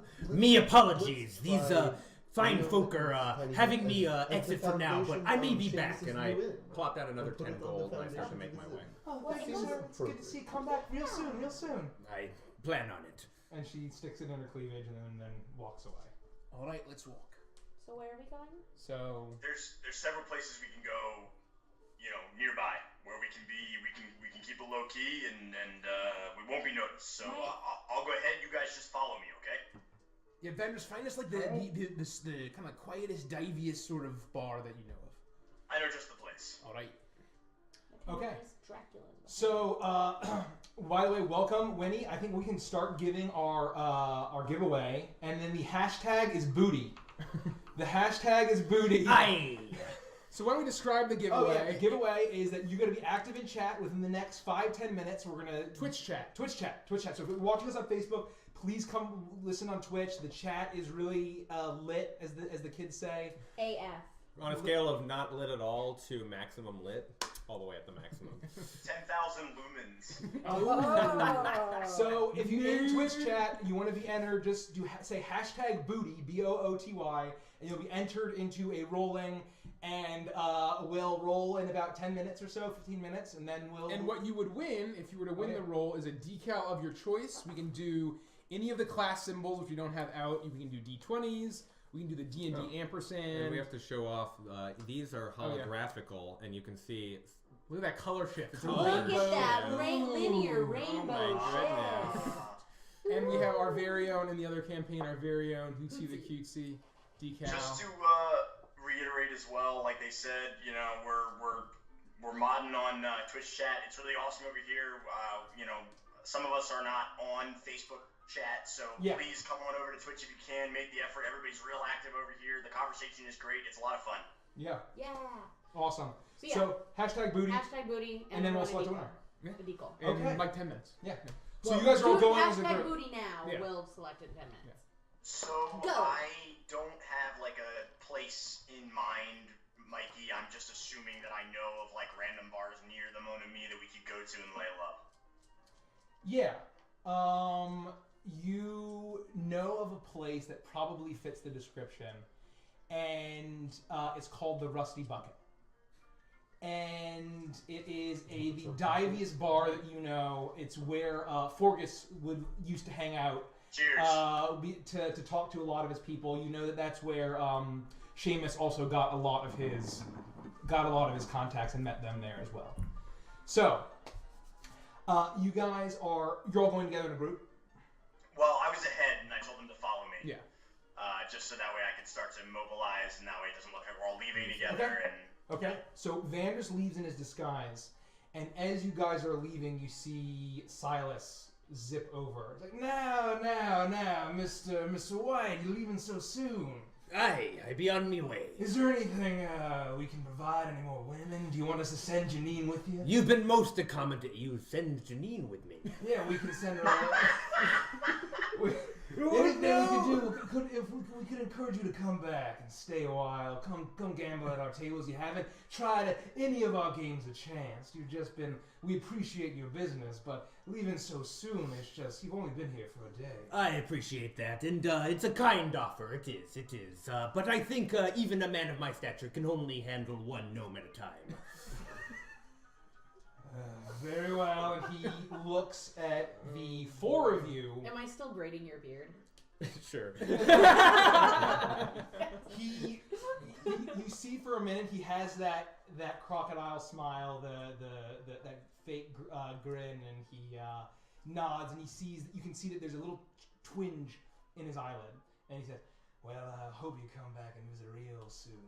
Aye, kindly fuck off, thank you. And we all continue. And he says, "Thank you, Janine will be right here." And he goes. Well, our new party member's gonna die. He's already dead. And He made me drop my dot. And I leave it. Yep. And as you guys are leaving, you hear him yelling at some people behind you, and you make your way out. Vandris leads you to the Rusty Bucket. It is. Oh no, you're fine. I'd like to take off my disguise once we get settled in at the Rusty Bucket as well. Okay, so you take off your disguise, and you see Vandris takes off his disguise, and you guys all meet up in a group, I imagine. Mm-hmm. Yeah. So you meet up. The Rusty Bucket is not too far. It's a little bit closer to the Kench, and once it's kind of getting towards the lesser affluent areas of the district, it's kind of on the border there. And you make your way down an alley, and you see a big rusty metal sign that's in the shape of a bucket that says "The Rusty Bucket" in like a really sloppy chalk etchings. And you this place.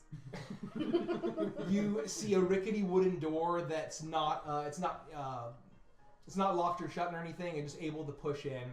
You push the door in. The vibe of this place is a lot quieter. There is no music. There's no music. You just hear the sound of the occasional murmur. You see a haggard-looking, middle-aged woman with a bonnet over her head. It looks a little stained. She's cleaning a glass behind a bar. You see a couple of shady-looking gentlemen at their tables. One gentleman is has almost like has like a half of a mask on, and he's wearing like this hat, and he's got this crazy 5 o'clock shadow and a big bulbous nose, and he's just looking at his drink, drinking. And you guys are easily able to find a table to yourselves. This place be a little more my speed. Now, remind me again your name, sir. Matthias, was it correct? That's me. Yes, my name is Avantris. I want to apologize about the rapier incident. It's just we've been through a lot, and you can never be too safe. We have. I also err on the side of caution. I understand, yes. So what brings you here to Gullhaven? A vision of blood in the water. That vision pains me, and I knew it would be where I found my quarry. So I set off to Gullhaven. Is this a vision that's yet to happen, or already happened? Already happened. It was, how many days did you say? A little over a week ago, and I set sail to Gullhaven. From where did you come? I came from north. From the north. I told you! I knew he was Santa Claus. I too come from the north. Wow, I was afraid that I sat on somebody else's lap and asked for a pony. Anyway, don't worry about the pony, by the way. I wonder who killed Santa. Dracula Santa. So your only goal in Gullhaven is to kill this Adelaide Blue, is that right? Or to find the trail, yes. The trail, alright. Well, So, not to immediately start, acting like we're old friends or anything, because we don't know you at all. I recognize we have some common goals, and I think that we may be able to help each other out. I am a little bit more interested in this Adelaide Blue, as you call her, but also about the rapier. To be honest, I came into this rapier as one is wont to do when looking for treasure. I don't want to get into specifics, but I found this. It's mine now. I don't know if it's the rapier that you're looking for. Is there any way that you would know it's the rapier you're looking for? May I examine the sword? Well, it's a rapier, but... I would like to do an insight check to see if I can tell what his intentions are. Make an insight check. I rolled a total of 13. What are your intentions? Do I pick a success myself, or no? I would say we roll persuasion or deception depending on what it. Well, I don't. I don't know if he does not need to roll deception. I don't know if this is a contest. He does not. Okay. Yeah, does not my intention is to examine it to see if it matches the one I've seen in my visions, but I can't see it in the scabbard. Certainly, I want to see it up close. I just want to make sure he's not trying to steal it from me. I am obviously very. I am not trying to steal it from you. I hand over the rapier willingly. Okay. I examine the blade. Does this look like something I've seen in the vision he passed? Make an investigation check. Ooh. With advantage. Ooh. It's a donkey. Yes. Investigation. That's a hot 11. Ooh. Hot 11. It takes a moment for you to realize it, but as soon as it kind of hits your hand and you see your peculiar sight kind of kicks in for a moment, and you get this sense in your stomach that this is the rapier from your vision. This is the rapier that drew the blood of Adelaide Blue. Aye, this be the blade I be searching for. A little light for my tastes here. So I guess my next question is, what is the significance of this blade? Well, okay, so I think what happened, and Rodek might punch me in the face and shut me up in a minute, is I think Adelaide Blue is actually Deidre, and he got a vision when you shaped or whatever, and attacked her with your rapier, which was about a week ago. And for some reason, this dude over here on his boat got that vision, followed the vision all the way here, and now he's talking to us. So Deidre, also Adelaide Blue, is still alive, and all of us want to kill her. You didn't punch me in the face, so I guess I didn't do anything wrong. You're alright. The gnome is making a little more sense now, methinks. Interesting. I guess I just wanted to make sure this wasn't something that happened before I acquired the sword. If this was my doing, then this is very interesting. What is that name again you said? Deidre? Deidre Kine. Deidre. Does that sound familiar to you at all? I've not heard the name before in my life. Well, it's most likely that she changed her name for whatever reason. What do you know about her? If she be the same person that we are speaking of, I cannot say very much about her for the last 3 years, as I've been searching for her during that time. Before then, she was a part of me crew.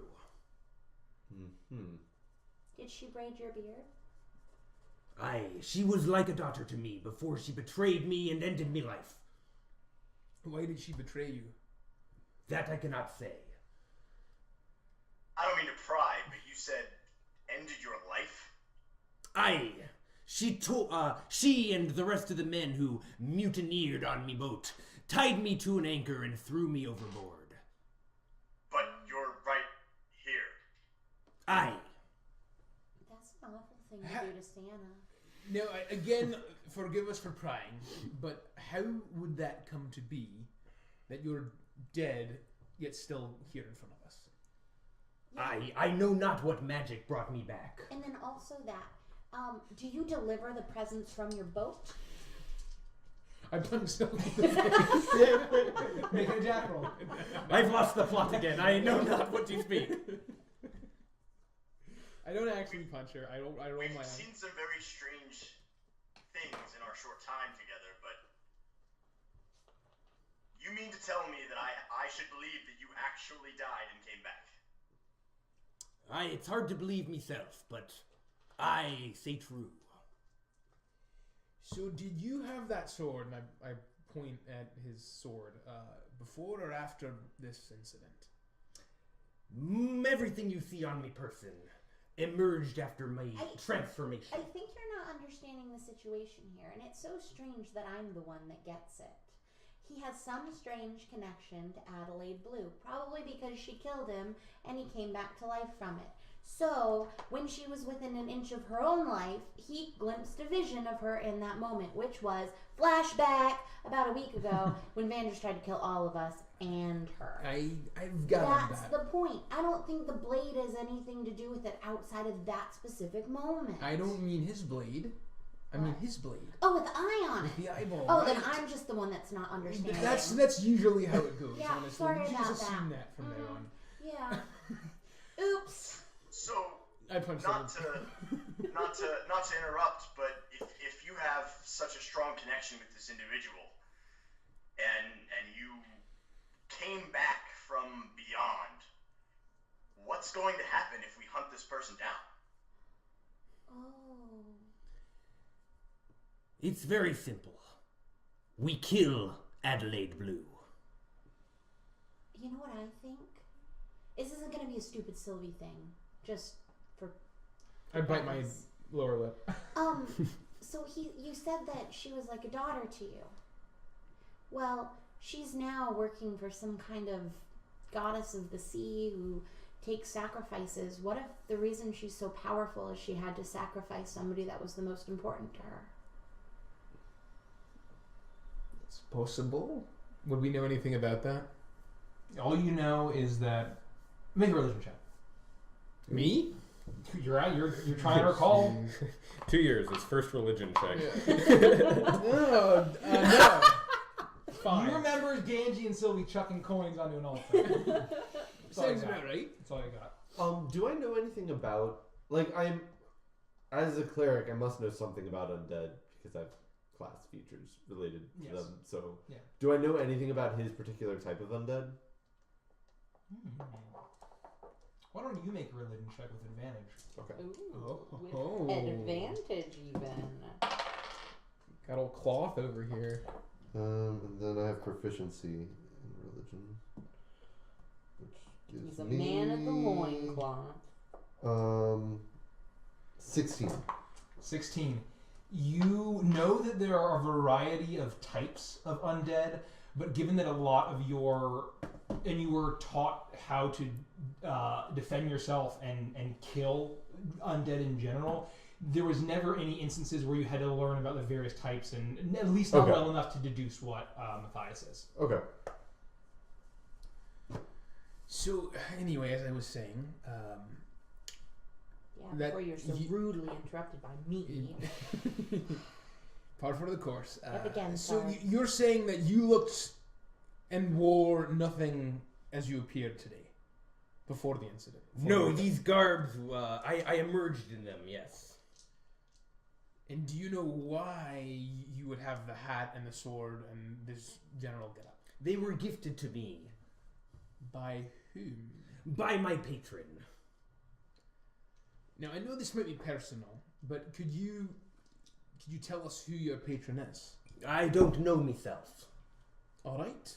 So you have a patron, and you're not quite sure who it is. All I know is they crafted me this fine cane and handed me this badass cutlass with an eye in it. It's pretty badass. Does the eye do anything, or is it just kind of interestingly decorative? It does something. I mean, oh baby! It kind of, if you can get one of these out. Ooh. The eye doesn't have any vocal cords. An eye we've seen before. Oh, good question. Make a intelligence check. We suck at those. I don't. They're not great. We do not suck at those today, my Oh. friends. What was I making now? Intelligence. 25. Nice. 25. You look at it and you are probably trying to think of the hag's eyes that you remember seeing. This looks to be very different. Whatever kind of eyeball is in this doesn't look like anything human or even like vaguely humanoid. It's this it's a red eyeball with an even darker red iris. That was the biggest fake out I've ever heard in my life. Yeah, you roll now really you're high, pointing down the you remember drain, the man. hag eyes, and it's nothing like that. You're confident that it's like nothing that you've never seen before. You're confident.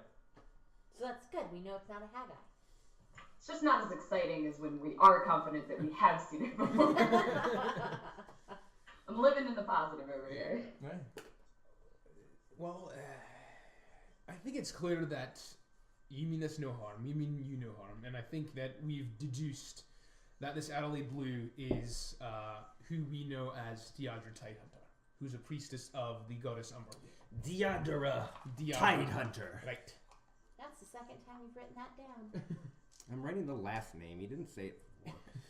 Did your vision end during the encounter that we had with this Adelaide Blue, as you referenced her? I'm very keen to hear all the details you can provide about your encounter with Adelaide.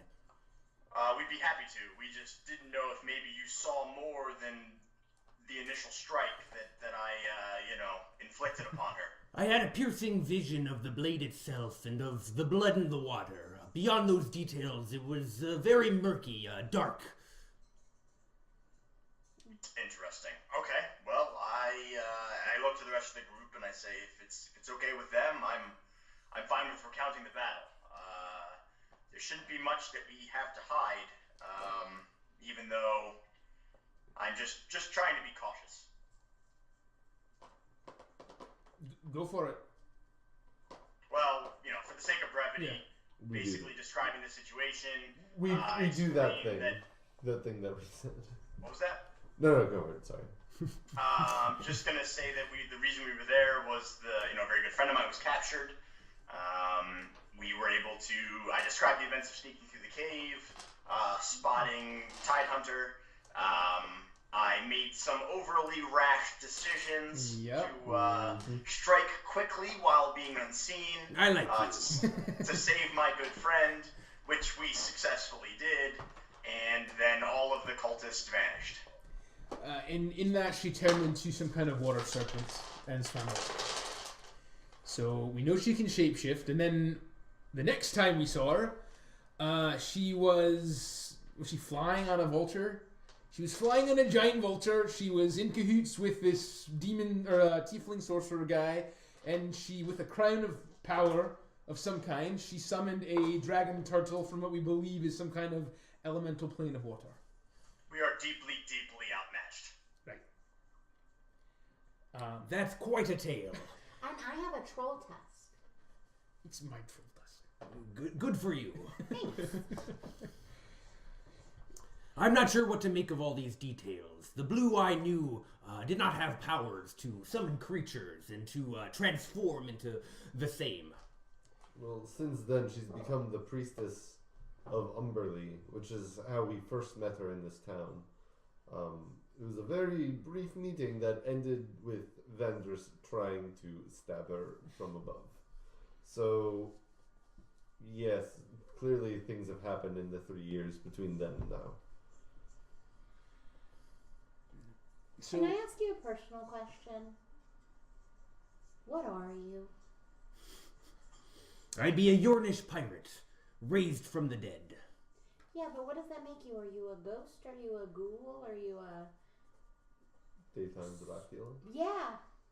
It's not something I think of often. And at this point, I'll pull a pipe out and I'll start to, light it. So you don't really know. I wouldn't be able to say. The arcane knowledge is not my forte. Fair enough. So you say you're from Yorn, is that right? Aye. Was Deidre from up there as well? Yes. Yeah. All right. A field god check. God? Let me just be thinking about that for a moment. Yes, she be from Yorn as well. We met in the mercantile cities in that area. So I guess you being a Yornish pirate, that's where you mainly did your pirating. Is that by Yorn? Primarily, aye. All right. And when you came to and found yourself with your garb, did your patron give you the boat as well? I woke up on the ship with me crew at hand, aye. You have a crew as well? Oh, aye. Are they living? Nar. Narp. You won't find them to be the most talkative bunch, and we'll leave it at that. Fair enough. Well, we honestly didn't know that about Deidre. We didn't know she was a pirate. We didn't know she was named Adelaide at one point in time.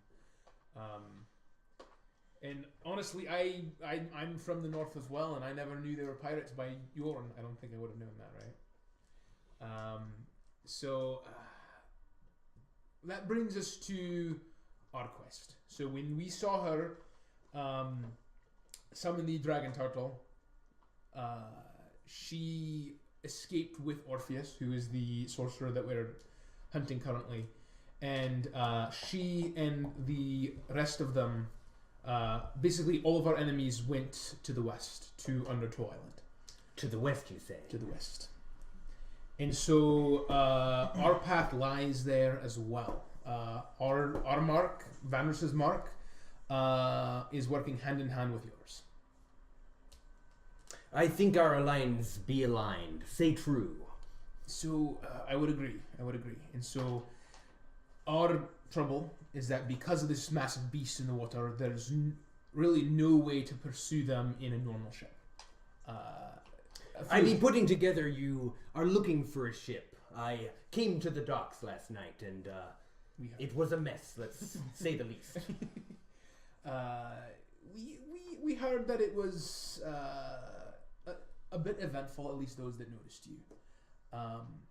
And obviously, the town is in ruins, and I'm sure you saw ships completely destroyed, and that was the work of the beast. And so those that have tried to follow in pursuit have been completely destroyed, and so at this point we have no way to approach the island without either some flying contraption or a ship that cannot be noticed or tracked or at least seen or smelled by the beast. Would I know much about West and what is out there in general? As you would know in general that there is an Make an intelligence check. That's easy, no problem. I'm just mega intelligent. Yeah. With a 17. Not bad. You would know that you aren't familiar with the South. You prefer to stay up north as you people. That's your climate. But you do know from just the nautical maps that you've studied for over the years that there is a chain of islands, the northernmost being Undertow Isle, which is mostly uninhabited by any kind of civilization that you know. But that's it. What are we waiting for? Let's head west and go to the islands and find Blue. I appreciate your enthusiasm. You'll find that I have quite the same zeal, we'll say. But I can't overstate how much we are overpowered at the moment. We have yet to come up against an obstacle that we couldn't top until now. I don't know much about you and your strengths, but I am deeply concerned at what we are up against. I understand the threat of the dragon turtle, and do you say this sorcerer is also a menace? That's putting it lightly. I can take you as far as Blue, and then perhaps we'll part ways there. But I care not about the concerns of the others. I have a feeling we're going to have to get through Blue before we ever get anywhere close to Orpheus. So, again, we'll do what we have to help you out, provided you get us where we're going. Then I think our planets be aligned. Agreed. Alright.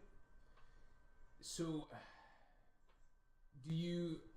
are you itching to go as soon as possible?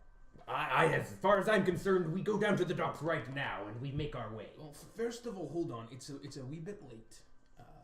We haven't slept yet, and what we're up against is unlike anything you've ever seen. I can't even begin to describe their level of power.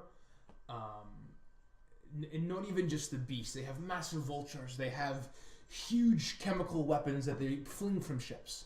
They had how many pirate ships did they have? Like dozens, right? Yeah, a lot. Yeah. Yeah. So they had dozens of ships, and honestly, between the 6 of us, I don't know how the 6 of us could possibly defeat the entire fleet. So we could perhaps investigate if we can get over there. I'm not. How long would the journey be? Shit. Probably take several. Probably like 2. Probably a week. Really? Oh wow. Okay. I thought you said a few days, but maybe a few days. We'll say it'll be like 5 days. 5 days. So we could just long rest on the boat, presumably. Is there anything that we should do while we're in town, though, to help us prepare? Right. Any potions we should get? Maybe we could ask for some help from someone? I'll be honest with ye. My patience runs thin if we be shopping around the city. Well, hold on. I think that's fair, but the rest of us, unfortunately or not, we're not currently dead, and we don't have our supplies on us. We have very powerful allies that we could speak to, that could possibly help us before we go. And so I think that, again, I can't stress enough how powerful they are. Knowing what I know now, what's keeping me from just going back to me ship and making me way towards me quarry? You're welcome to try, but you're not going to get very far. I mean, he can't die again, so... Do you know He that? doesn't really need us. That's not exactly how that goes, I don't think. Well, why would we know that? I would. I know about undead in general. I know they can be destroyed. That's true.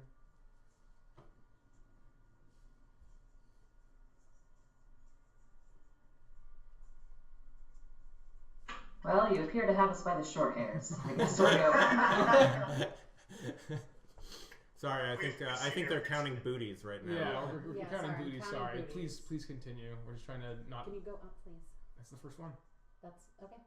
Then it's 7. Okay, cool. actually, before we go, if you could do us one more huge favor, there's someone I'd like you to meet. Mm-hmm. I think it would go a long way for you to just speak to him for a few minutes. Who be you speaking of? He's an old friend of mine who, quite frankly, is a little out there. He's a little eccentric, and he's got all these crazy theories. But this one, about you, happened to be correct. And I think he just might have some interest in talking to you. We mentioned some powerful allies. There are some people that we need to speak with before we part. It won't take very long, and we could leave first thing in the morning. I expected to be spending me night with Janine. but I'm pleased to have met the 6 of you. 5 of you. 5 of you. I'll spend an evening with your friend and in your company, but we leave first thing in the morning. I appreciate that, and I promise it'll be worth your while. I hear he makes very good fire cider. It's really not bad. You should try it. If it's a beverage for adults, I'd be drinking it. I'm sure it won't disappoint on that score. To the kench! All right. Okay. You guys make you leave. You guys didn't even grab any drinks. I don't pay. If I had drinks, I don't pay. Okay. I don't think you guys had any drinks. So maybe if you did, whatever. Let's get the music back going. No, I think you charged. Well, not at the other place. We had drinks at the first place, and they paid their money. So. So. While you're doing that, why don't we announce the winner? Yeah, let's announce the winner. So the winner, there were 8 people. We rolled a D8. Yes, we did. And the winner is Bush for Hyde. So congratulations, Yay, Bush. congrats, Bush. Send us a DM on Facebook or in Discord or here, either one, and let us know what icon you want. Any of these. You can do any of the class symbols, anything D&D related, and a color of your choice, including glitter, including holographic, including just regular old red, any other color. So let us know. Yeah. Great. Anyway. You head back through the town, and I guess you guys are already close to the cache. Yeah. The night is waning down. It's probably approaching. It's getting close to like 4 in the morning at this point.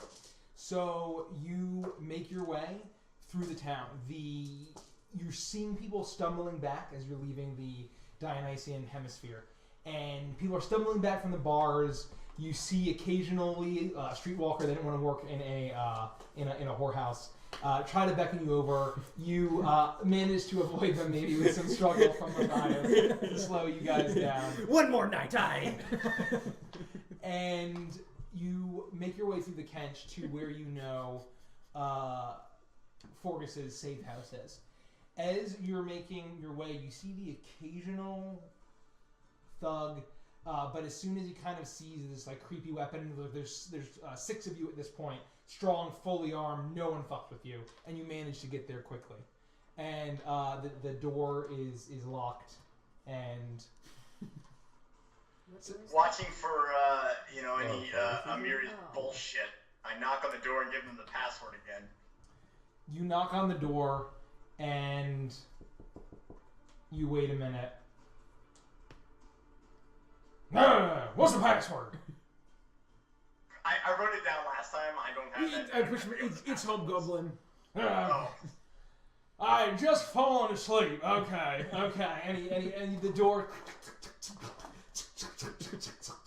You can hear him undoing a million fucking locks, and the door finally opens, and there is Forgus in his a nightcap and like little jammies. He's holding a candle. Please tell me his nightcap is made out of tinfoil. there is a metal design around it ingrained in the hat. And he goes, "Do you have any idea what time it is, Randers?" Yes, Forgus, I do. Please let us in. I told you I'd bring you back some proof, and I think that you'll be interested to talk to this gentleman. Okay. Don't forget the gold barrel. Just don't forget. And he opens the lid to the barrel where he can protect from the gold that. Sure, no problem. We'll comply. Oh wait, who's this one? Who are you? Well, this is the gentleman that I hope to introduce you to. Do you remember you said you had a source about a ghost ship? Well, this is the owner of the ghost ship. His eyes light up. Hold on, before we do anything, everyone get your gold into the barrel right now. We don't want anyone listening to this. We're gonna do the same trick with the gold bag of holding with one. I turn to Matthias and I tell him I understand this is all very strange. This man is of no danger. It's just please comply. Why would I be needing to put me gold into? No.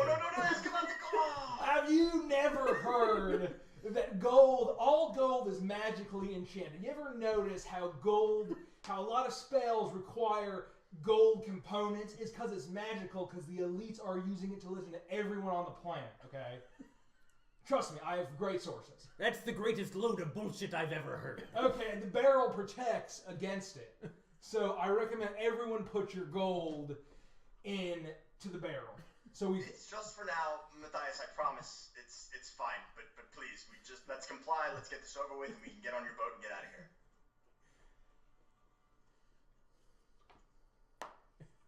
I put it in.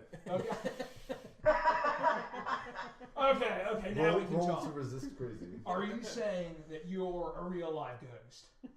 Are you from the ghost stream? I know not if I'm a ghost. You can see that I'm a full person. He immediately grabs your hand and starts, oh my god, you feel like a dead person. I be a little clammy, Are you a real live, not ghost, but also a dead person? Are you a vampire? Are you one of the vampires? I do not sustain me life with blood, no. But if you saw me ship, I think that you'd understand the ghostly nature of me person. Avantris, are you saying you brought a real life, not ghost, but probably someone from the ghost stream he just doesn't want us to know, is what I'm thinking. What do we think? I did, and I told you that I would bring you proof, and I've delivered. Do you have proof of a ghost ship? We're going to be boarding it. I will tell you all about it. Okay. Oh, this is the greatest thing I've ever seen. I told you I had great sources. You did. You delivered as well, and we really appreciate it. Oh, by the way, Sylvie, did you ever do that whole dimension door thing you were talking about? No, they don't let me have any fun. Well, that's a good thing. I don't know if you've heard. Have you ever dimension doored before? How many times? Like 3. So you're the 4th clone. First of all, real facts. Every time you dimension door, the original you dies. And it's a clone that comes out on the other. Can you believe this? We have a clone. I am going to use my hat of disguise to make myself look like a piratey version of Sylvie. To look just like he does, but Sylvie. That's not exactly right, though. With the weird misty eyes. I've done my studying, and whenever you cast Dimension Door, your original self goes to the elemental plane of water and drowns. Everyone knows this to be true. That's super meta. I've heard that as well. Now I actually believe that. So you go and then you drown, and then a new clone, right? I'm making sense here. Look, I'm dead. See, I said it. See, proof. 2 proofs. Avantris, you are the best source I've always said this. You know, Amir says he's the worst bounty hunter ever. Really not attractive. Amir says this all the time, that you're horrible and the worst, and you gotta get everyone killed, and you're the worst. And like, I only believe her like half the time. You are a great source and a great friend. I appreciate that. I don't be caring for the jokes about drowning, thank you. Oh, okay. We're one of those undead. Okay, I understand. Speaking of that, have you ever been to the ghost stream? You can't even talk about drowning jokes anymore. The PC police has arrived. You can't even. Aye, PC for pirate captain. Thank you. Hey. The pirate captains, they won't let you say anything anymore.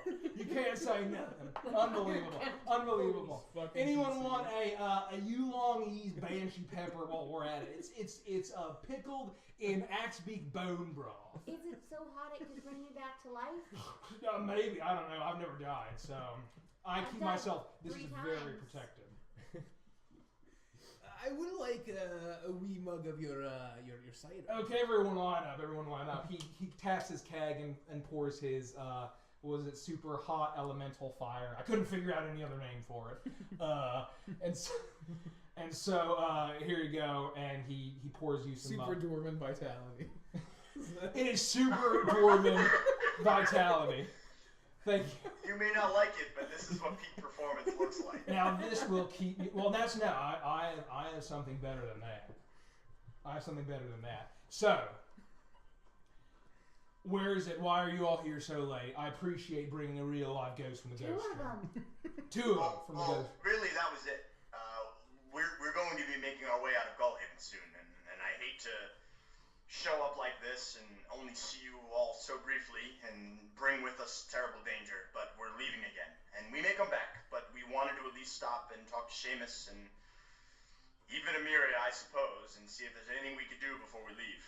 Well, Seamus headed back to that fancy hotel because he said my accommodations weren't nice enough for his back. And then Emiria, I guess, had to go do something for work. She has a real job. What a loser, am I right, Avantris? Yeah, something like that. Well, only losers have real jobs, you know what I'm saying? You know, I have a real job, Forgus. How many times have we talked about this? Oh, okay. Real job, all your friends. I got you.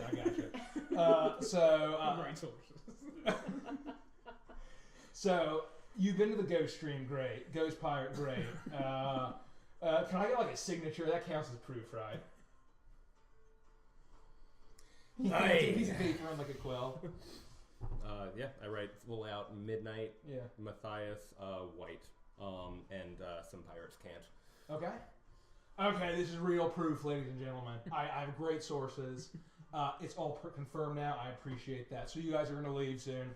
Do you need a place to sleep for the night? No, I think we're all right with that. We appreciate it. We're gonna leave as quickly as possible. We're headed for this island. But I just wanted to make sure there wasn't anything else that we could get from you, information, or anything we could do before we head out. Really, that's it. I just wanted to make sure you're doing all right. Now I've been thinking about it, and I've thought very deeply, and I think I have some information that will be helpful. Do you know that we're not actually on a globe? We are living in an internal hollow planet shaped like an icosahedron, which is a 20-sided polygon.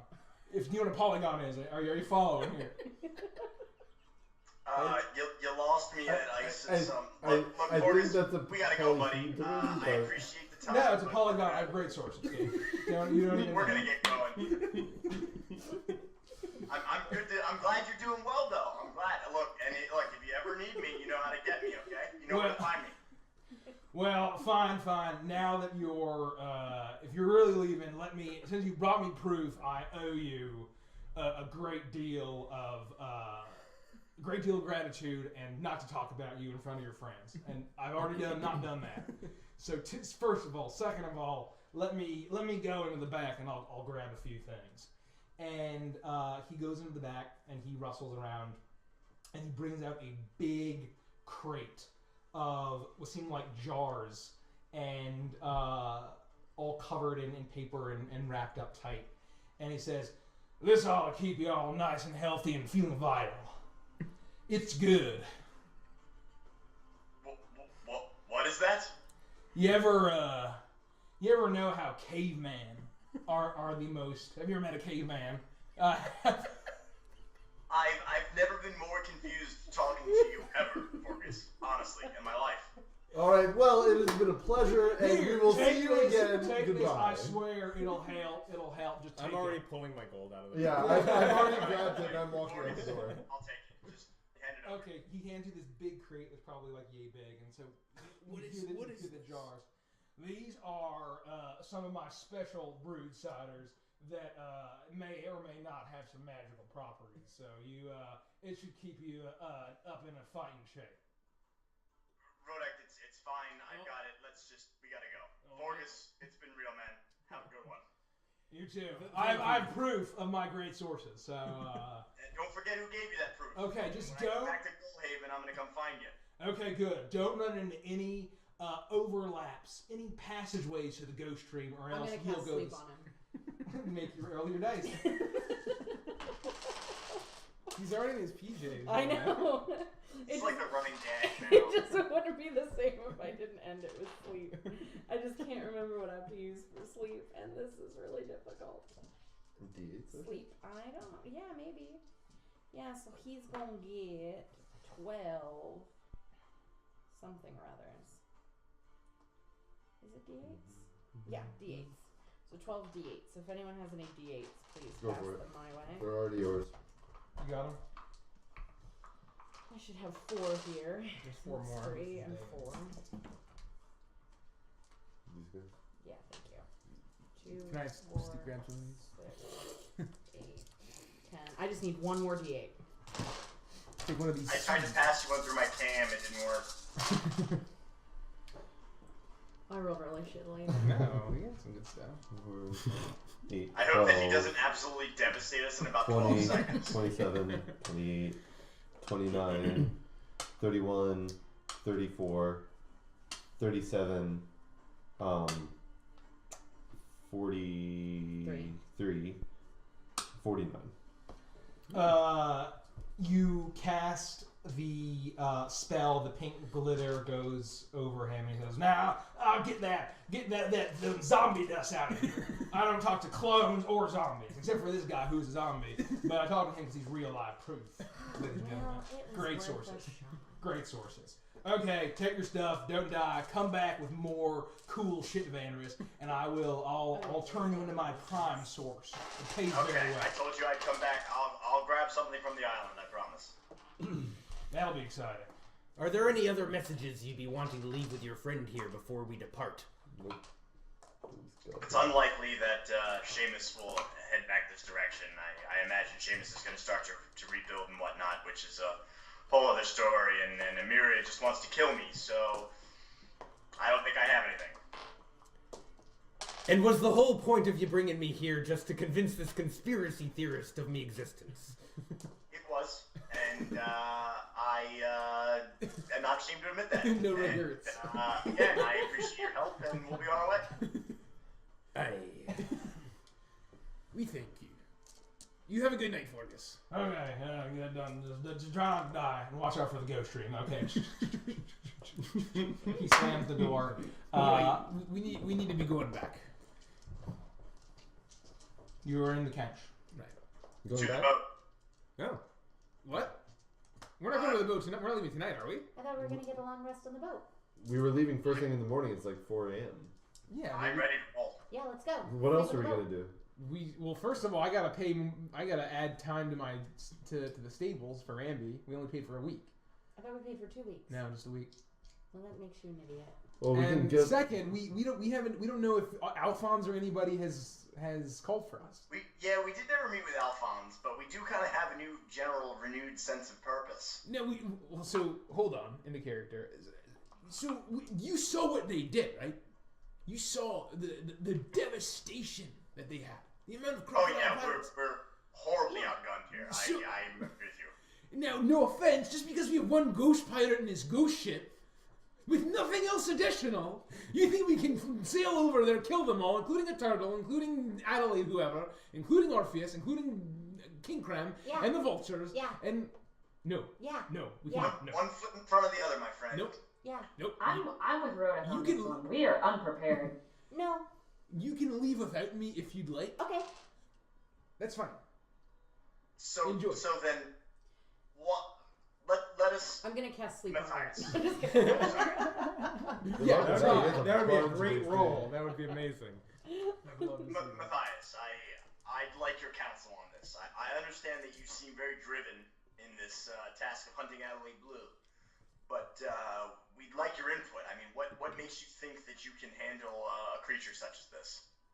A creature such as Blue? Correct. I think I was brought back to life for the one purpose. To end her life. And if she comes back, to end it again. So what happens if Orpheus gets in the way of this plan? I'll slay any man who gets between me and me quarry. I like you. You're growing on me. They say that fate helps those that help themselves. I don't think you may have been put on here for a purpose. That doesn't mean we're necessarily ready to fulfill the purpose right now. Sell me for a moment. What possible benefits could we have for staying another day longer? Well, let me tell you what the negatives are to us wasting time and not hurrying. The longer we wait, the more forces they gather, the harder that it becomes. Right now, they are damaged. They don't expect us. We have the element of surprise and the element of them having at least slightly less numbers.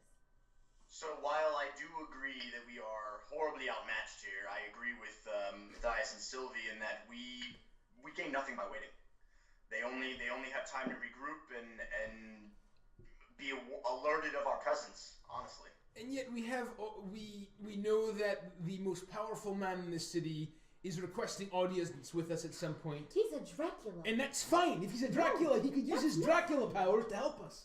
No, he's not. He's going to use Dracula powers to drink your blood. I don't... Rodex, and now you're using that word Dracula to... I don't know what it means. I'm assuming it's a synonym for vampire.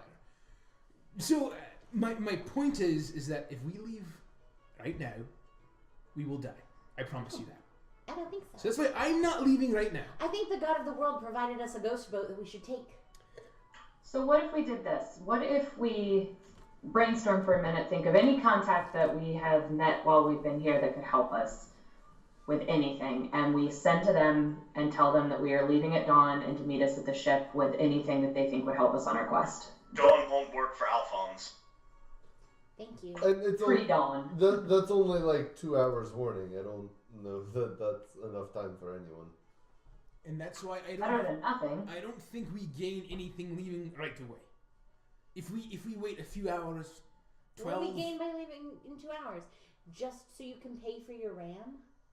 Well, is that really the only thing you're worried about? No, that's not... Dying is what I'm worried about. Well, then don't do that. I assure you it's not as bad as you think it is. Well, you know, it's Here's all what about I perspective. say. If we go at night, then our lives will be much easier. My crew can be of a little more helpful than they might otherwise be. I suggest that we leave as soon as possible to benefit from this possibility. Then the only other option is to wait another 12 hours for tomorrow's nightfall. I'm okay with postponing for 12 hours. So that's the thing. The sun comes up in like 2 or 3 hours, right? Yes. Yeah. So why don't we? If you think if we So we sleep all day and leave the moment the sun goes down. We go back. We sleep. We collect all of our things. We tell Seamus what we're going to do. He may have more information. No, we probably shouldn't tell him, just in case he's got gold on him that's listening to all of our No, conversations. don't worry about that. Just am I making sense?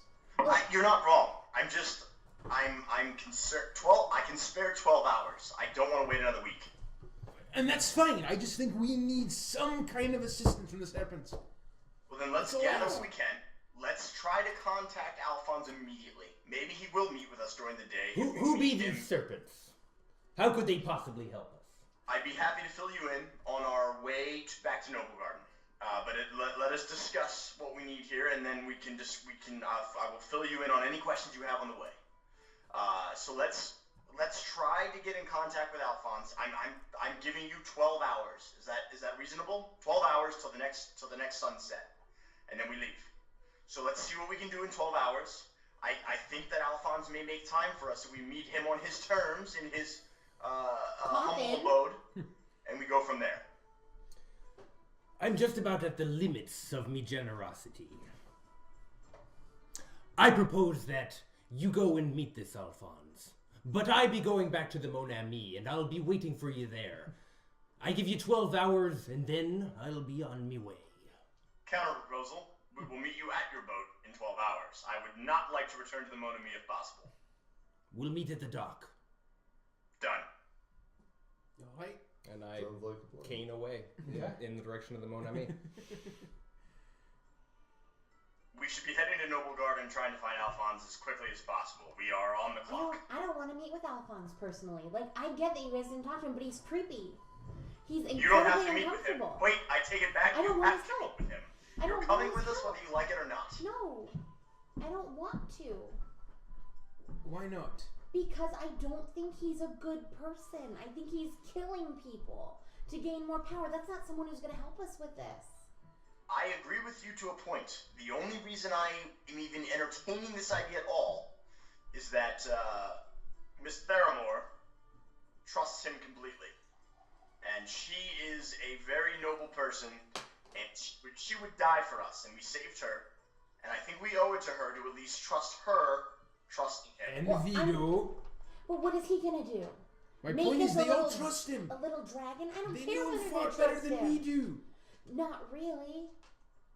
Yes, really. I doubt it. Let's go back to the inn and see who's called for us. That's all I ask. Well, I'm not meeting with him. That's fine. You can stay home. And he won't meet with you without me. I don't He's know if trying that's to true. drink my blood. I don't think so. He wants to turn me into Although a bat. I start walking towards Noble Garden. How difficult is it to try to persuade a member of the party? I mean, you guys can try to make rolls, but I mean, it's the DC for things like that, for charisma stuff. It's just if she's made her mind's up, you can't force her. Got it. That's why I'm asking. Didn't know how it worked. Unless she wants to set a DC, and then if you could hit it, that would be the only way that you could do it. But no, I don't. No, I'm just curious. Wouldn't it be a contest? Like I roll. But then you can't be like I try to persuade you to go jump off a cliff. I'm gonna roll something. Like it's if you're trying to deceive them, you roll against. Is that so? Persuasion wouldn't work. I'm not trying to do something ridiculous like persuade her to hurt herself. I'm just trying to convince her that it might be beneficial to meet with someone. That would be up to Sylvia. If that's not possible, that's fine. I'm just curious what the actual game mechanics are. I think when it comes to inter-party mechanics, you're not really. There's no mechanics. I think it's more you just You're have not to so- argue yeah. it to see if I believe you. I think you have to literally convince her. Yeah, there's no mechanics. That's for right. inter-party. That's the way it works. That's fine. Would you meet with Alphonse if we got you a pony? Well, when would I get this pony? Can you give As us? soon, maybe Rhoda could go pay for Ramby and pick one out for you at the stables. Well, It would but be I wanna- waiting for I you when wanna we got pick back. it out so that it has the prettiest locks of pony hair. Can we afford a pony? Shush, Dorp. What do you mean? No, I'd have to pay for my own pony? No, we will get you the pony. Oh. As a reward, you've met with But I don't have to give him Alphonse. any of my blood? no one's giving anyone blood. I'm not talking You get to You're keep all mean. of your blood. All of your All of blood it. is yours. I'll do it for you and the pony. None of us would let anyone touch your blood. If anyone sheds your blood, we'll help you get it all back. Thank you. All right, so it's settled. Rodek, pick out a pony. Oh, all right, I'll pick out a pony. A And then- pretty pony. And then we'll meet in Noble Garden and meet with Alphonse. All right. I'm gonna go with Rodek and check on Piccolo, and we'll meet you in Noble Garden. Okay. I'll spend the entire walk talking to Annulin about how excited Sylvia is for a pony and what her plans are. Okay, so you guys are walking to Noble Garden, and you guys make your way to the stable just for brevity. Ramby and Piccolo are fine. What do you want to do there? Where they want to pay for more time. Let's So do like an extra 2 weeks. Okay. You pay her extra 2 weeks. What was it for the first time for 2 animals? I don't know. An Let's just say it's exorbitant another amount 10 of gold. gold. 10 gold. With 10 gold? Eric, doesn't matter. Yeah. 10 We gold. 10 have gold is fine. we have 13,000 gold. I don't think it's a big deal. It's basically limitless at this point. Yeah. I mean, For, not yeah, until they want to buy more armor and then yeah, they're completely not, out of money again. not limitless, That's fine. but we can keep a pony and an axe beak Yes. for a while. We can afford food, lodging, and You pay for another 2 more weeks. Okay, so we go back to the inn. Okay. And So on the way there, I just want to say to Rodek, I agree with you that we need to meet with Alphonse. We need to do what we can to meet with him during the day. Even if he refuses, we should meet with him on his terms and see agree. him, because we have until sundown to get back to the docks. Aye. And I'm going with Matthias no matter what happens, because I am taking Orpheus down. I'm not going to let him get away again. And that's fair. And so I think we need to do as much as we can as quickly as we can. And then we'll get on that boat. And Agreed. before we leave, is there anybody attending the... I want to ask if they sell ponies. Do they sell animals? We have 2 stable ponies, but most of the animals here are just from people visiting. And you're selling the stable ponies? How much are you going to give me? 5 gold? It'll cost you more than that. What are you looking for? I'll do it for 100 gold. Well, you know what? Why don't you I'd like to place a hold. Can I pre-order that pony and put Sure. $5 down at GameStop? Can I trade in Assassin's Creed 3? Do you have any pre-used ponies? Yeah, they're nice and broken, man. Is the disc really scratched? Oh, good lord. We don't take reserves. You come back and there's a horse still here. I'll let you take it. All right. Well, I'll let you know. Are they? Can I look around and see what they look like? They just look like regular horses. They're not like a cute pony. They're just 2 work horses. Can we give They're you a brown. gold to lie for us? Wow, that's easier. What are you talking about? Yeah, if anybody comes around asking about reserved ponies, just say you've got one reserved. That's don't give names or who's. Just don't lie. Don't be like, no, nobody's reserved a pony. We reserved a pony. Wink, wink. I'll do that for 10. No. We don't need to lie. We don't will go. We don't even know if Sylvie would like one of these big horses. I think she wants something a little smaller. So why don't we just tell her the truth? Let her know that there's some horses, and then we can just when we get back, we can look for a pony. Yeah, that's fine. Besides, I think our buyer is willing to walk. So, maybe we'll come back. We're not really worried about, you selling all of your ponies. We'll come back. I'm sure they're still going to be here when we get back. I'm not there, am I? No, it's just me and Redneck. Motherfucker. All I'm saying is that we don't have to buy the pony today. I understand how this works. Then next you're going to sell us hoof insurance and pony hair insurance. And, I don't need any of that. We're ready to walk. Okay, that's fine. You have a good day. So your day or whatever. He's just woken up. So as you finally make your way, I'll let you describe the scenes. You make your way up to Noble Garden. The sun is rising. So if you start to see people, a lot of laborers and fishermen, they woke up while you guys were hanging out at Forgus's and had made their way down to the docks. They were going out for the first catch of the day. People are heading to work. People are coming into the city after a long journey and they're leaving. The day is starting. It's a little bit of a sleepy morning, but it's starting to pick up. Well, we go back to the inn. Okay. We need to try to contact Alphonse as quickly as possible. Did he leave us any way to contact him? Did we hear back at the inn? Did anyone check? Well, where did you guys go? They're back. You guys would have gone back to the inn. I'm assuming that we have now arrived and we are all together, and I'm asking if anyone checked. Okay. So you checked, and there was no communication from anyone. All right. We have the medal that Theramore gave us. Is there any way that we can use this to gain access to Alphonse? She said that it wouldn't go everywhere, so I'm imagining that's probably the everywhere. I say we go up to his manor and we knock. Do you know where it is? You've been there. Oh, that's where we are. As have I, so yes, I do know where it is. That's true. So, should we just carry on? We're on the block here, so yes, we need to make some moves here. If we go knock on his front door, I don't care, but we need to do it. I'm gonna go to sleep, and then once I get up after 8 hours, if there's a pony in this room, we'll go talk to Alphonse. I'm kidding, we were made on the pony. I lean over to Rodek and I whisper more or less to him, I think we need Sylvie with us. He seemed particularly interested in her. Sylvie, that was not the deal. I just said I'm fine with waiting on the pony, but I do want to get some sleep. It's like 6 a.m. Can we take a quick sleep, just get some rest, so we're not completely exhausted, and then the second we wake up, we'll sleep for like 3 hours? Like I take a quick... I was going to get on a ghost boat and sleep all night, and now I'm here with you schmucks, and you're trying to keep me awake all day. I don't mind getting a few hours of sleep. We wake up, we see if he's called for us yet, and then we go talk to him. If he can't do anything for us, we still have plenty of time.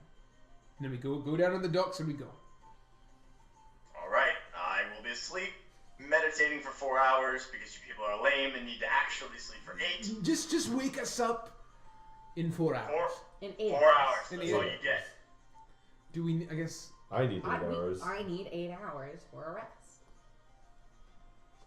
I'm All right. not going into madness for this crap. All right. Okay, you guys are going to sleep? Yeah. Yep. Okay, you wake up 8 hours later. It's... fucking weak.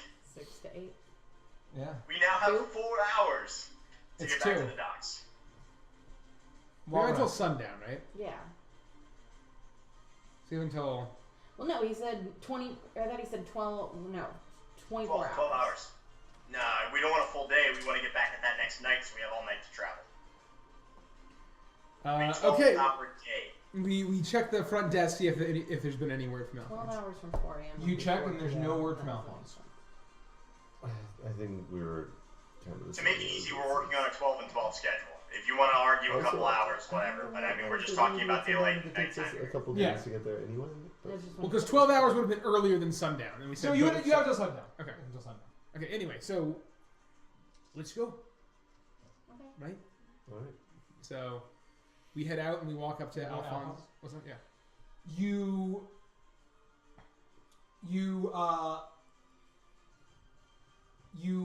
are make your way down through the promenade. People are waking. It's the afternoon now. People are going about their business. They're shopping. A lot of Noble Garden has been put back together in only a handful of days. All the bodies have been cleared. A lot of the repairs are heavily underway, working very quickly to make sure that the wealthier, more noble people are getting back to their normal life.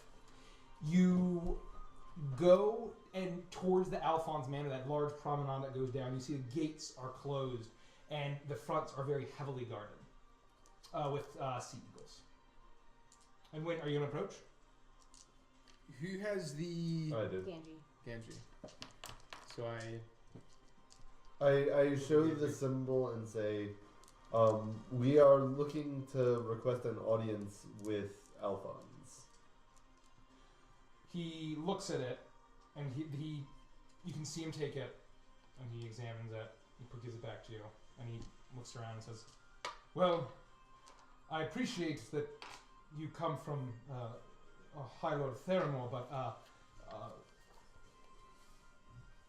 Mr. LeBlanc is making preparations to leave Golhaven. He's unavailable." Where does he plan on going, if you don't mind me asking? He says, what may I ask what for? We are also planning to leave Golhaven to counterattack those that attacked us. And if he has the same aims, then we'd greatly appreciate his counsel and possibly his help. He also mentioned that you wanted to speak with us, and we just didn't want to leave before we spoke with him. Right. Make a persuasion check. Who? Done. Okay, sounds good. With advantage because he's helping you. They're all helping you. I got a lot. Would you say persuasion? Yep. Persuasion. Yep. Yeah, 25.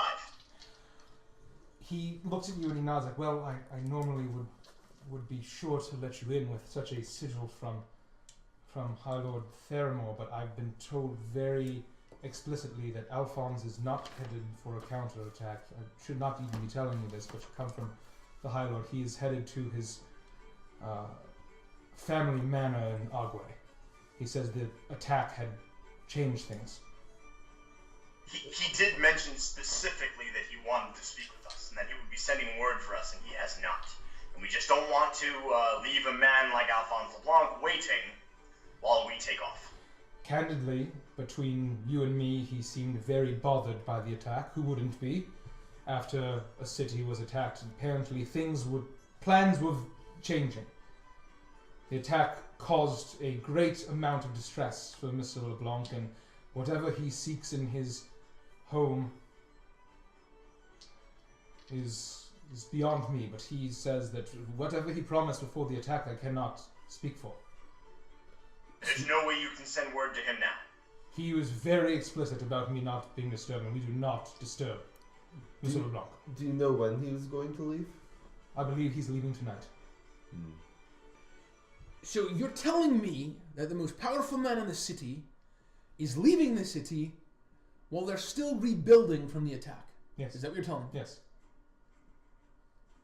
And who does he think he is, leaving when the city is so vulnerable? Does he feel no responsibility whatsoever?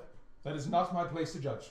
We saw just about every other serpent at least having taken some role, whether in the defense or the recovery of the city, except him.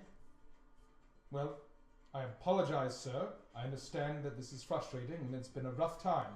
But, Monsieur LeBlanc, Madame Gilda, and the young ward are leaving the town tonight. I'm not to disturb them. They are making preparations. Is Reeve their young ward? No, not Reeve. No, not Reeve Rockmore. Oh. Is that who you refer to? Who's their young ward? The halfling.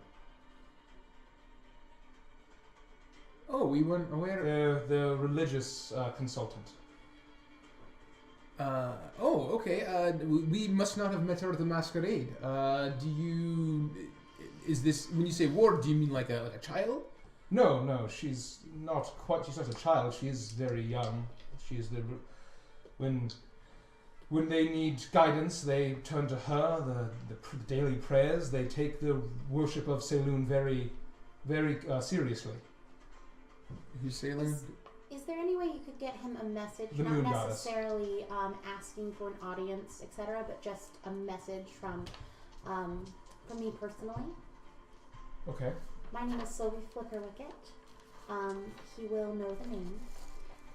Just let him know that I wish to speak to him if he has any way of reaching me, and that should he be leaving, I will miss him terribly. I will take that message. And he pulls out a little leather-bound book, and he pulls out a quill, and he jots that down, stuffs it into a little bag on the side of his person. Has Mr. LeBlanc always been a religious man? As far as I can remember, he didn't always have a religious consultant or a personal priestess, but upon obtaining such a relationship, he's taken it very seriously. Yes. How long has this relationship been going on? As far as I know, not longer than a year. Well, we appreciate your help. And if you could send a message, right? About a year ago, I would probably say. All right. What sort of things does she advise them on? What sort of religion? On the religion of Selûne, the moon goddess, who worshipped by much of the city. Are you familiar with her? I'm not, but maybe our friend, or maybe I am. I don't know. Am I? You can roll a religion check. What do I even know?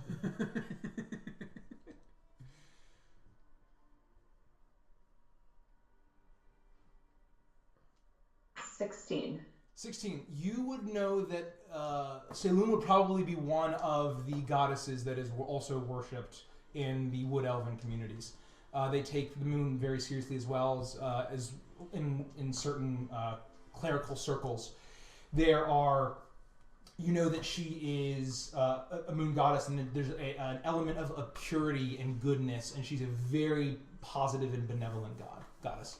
And a lot of seafaring people will pray to her in order to bring them good fortune on their sea voyages, and to make sure the tides remain calm. Well, feels like this is about as far as we're going to get here. So I thank you for your help. Unless anyone has anything else to say, I think we'll be on our way. No, I think I'm good. I got nothing. So I turn and start leaving. And I turn to the group and I say, well, that didn't go as well as I had hoped. No, that was bad. And now we have to head to the docks. Well, how much time do we have? A couple hours, more than that. I don't know. Between 4 and 6 hours. So we knew from Vita that he wasn't going to have anything for us for like a week, right? Yeah. He's rebuilding all of his stuff. Right. And a lot of his shit was stolen. A lot of the good stuff. And Faramore said that she doesn't have troops, and with LeBlanc leaving, she's not going to be able to give up anybody. Like, there has to be people to guard the town. Plus, she has no way of getting them with us, because... We're taking a ghost ship. Yeah. Well...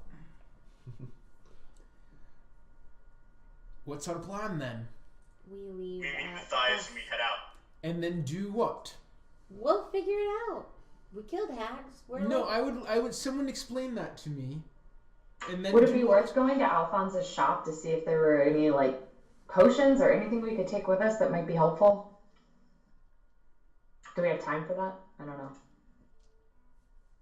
We're sticking with the pointy end like we always do. Who and what? The dragon turtle?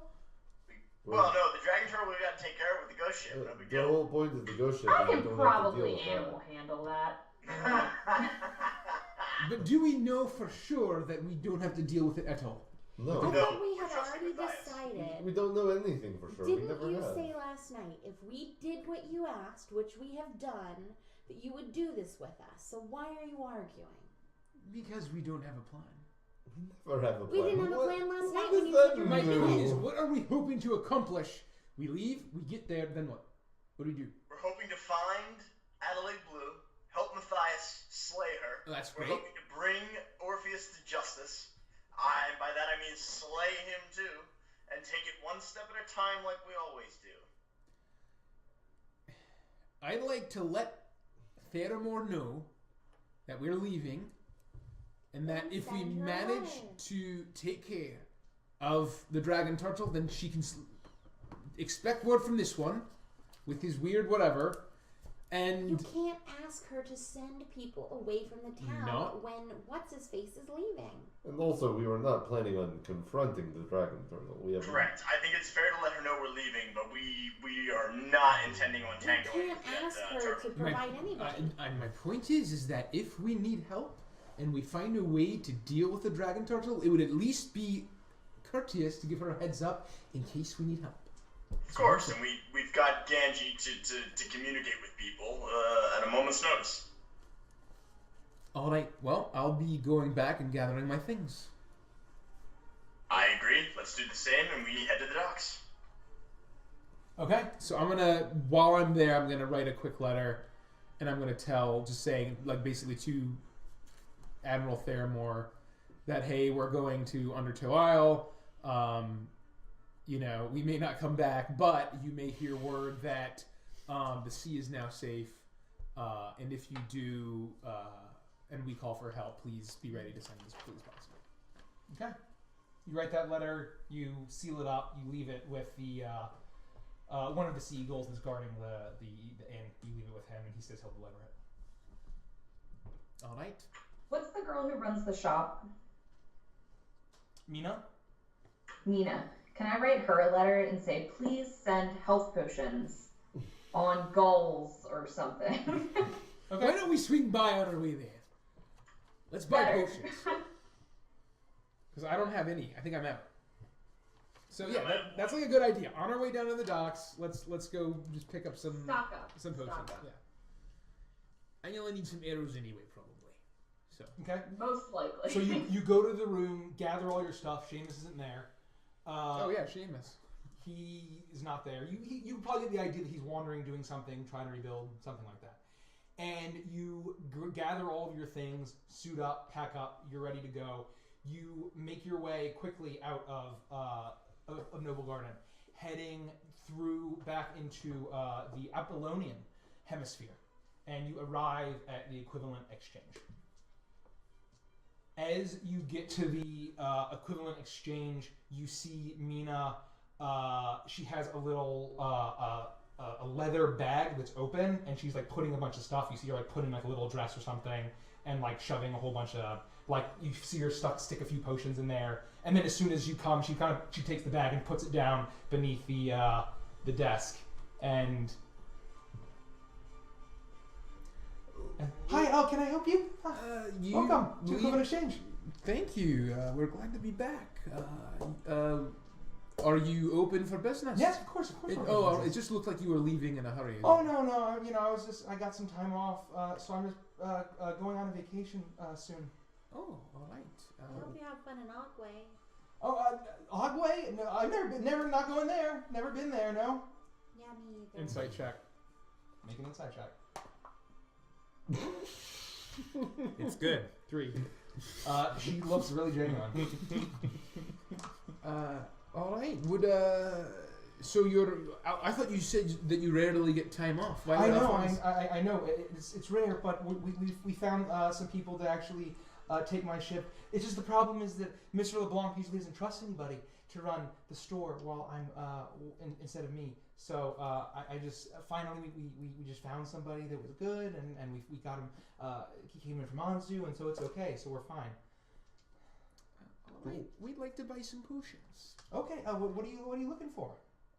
Healing potions, I believe. Okay. Well, we have all varieties of healing potions, and I'll just go through here.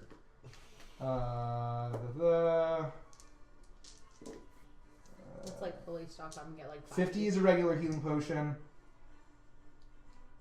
What the fuck is potion of healing, and then There's like potion of greater healing and shit, right? Yeah, and superior healing.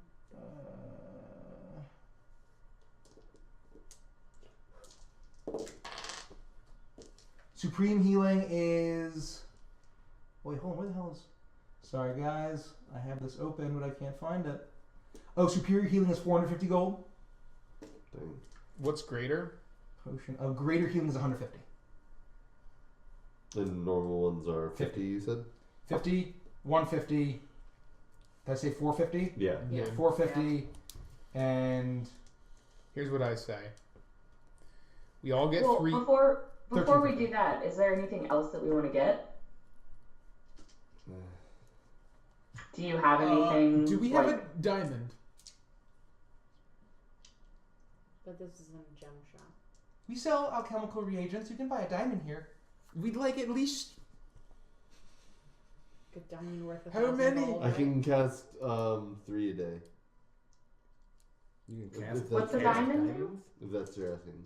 No, I think he's asking if I can cast Revivify, right? yeah, my battle res. I can cast 3 a day. So if one of us dies, he needs a diamond to resurrect us in 5 minutes of us dying. And he wants to keep my left hand in the bag of holding. Yes. Shriveled up Vander's hand. How much are the diamonds for that, by the way? I'm checking. 1,000. I think it's believe. 1,000 gold. Yeah. 300 gold. Oh. Apiece. Really? 1,000 is raised dead, I think. Oh. I'm still here. We'll it's get, fine. We'll get 3 of those. Well, it's even raised dead. You still only 10 days. Can you imagine you're Matthias done coming though. out I think. shopping for Alright. Yeah. I'll take the whole shop. Oh my god, he has gold! Don't worry. I already checked, but I think it's too late for you, my friend. I don't think I can res you. Yeah, work's already done. So I think we should get at least 3 diamonds. Yep, I'm already marked it off. That'll be 900 gold, please. Okay. Holy smokes, it's like a fire sale on regrowing people. Okay. And then how many health potions are we thinking? I think we should do 5 each. Greater? We should do. I think. Well, why not? 5 each? Yeah. Okay, 5. So 5 times 5. It's 25. 25 Times times 150. That is 375 gold. That's it? Yeah. Right? No. That's actually a deal. I'm sorry. I 150. No. That's great. That's great. Yeah, We'll take that's it. right. 3750. So. Woo! Damn it. 3,750. Do you have anything that would maybe Speaking make of- someone like Speaking of blow people up forgetting if to you assign throw it at them? homework, I don't think People- I have speaking anything of like people forgetting to that. assign Hold homework. on. I know this is stupid. We have potions of fire breath. It's kind of lame.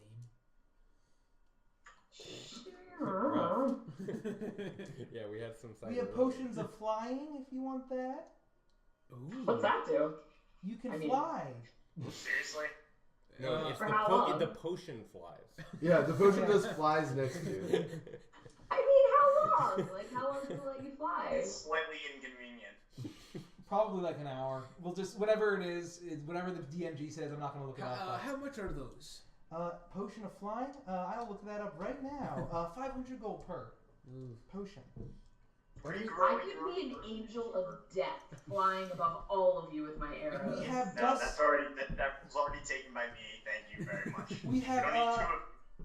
dust of sneezing and choking. What does that do? It makes your enemy sneeze and choke, I guess. We have Is dust it of more or disappearance. less effective than my hands around your throat? We have dust of disappearance. I say let's get 2 potions of flying. Because we have the broom, we have the bat.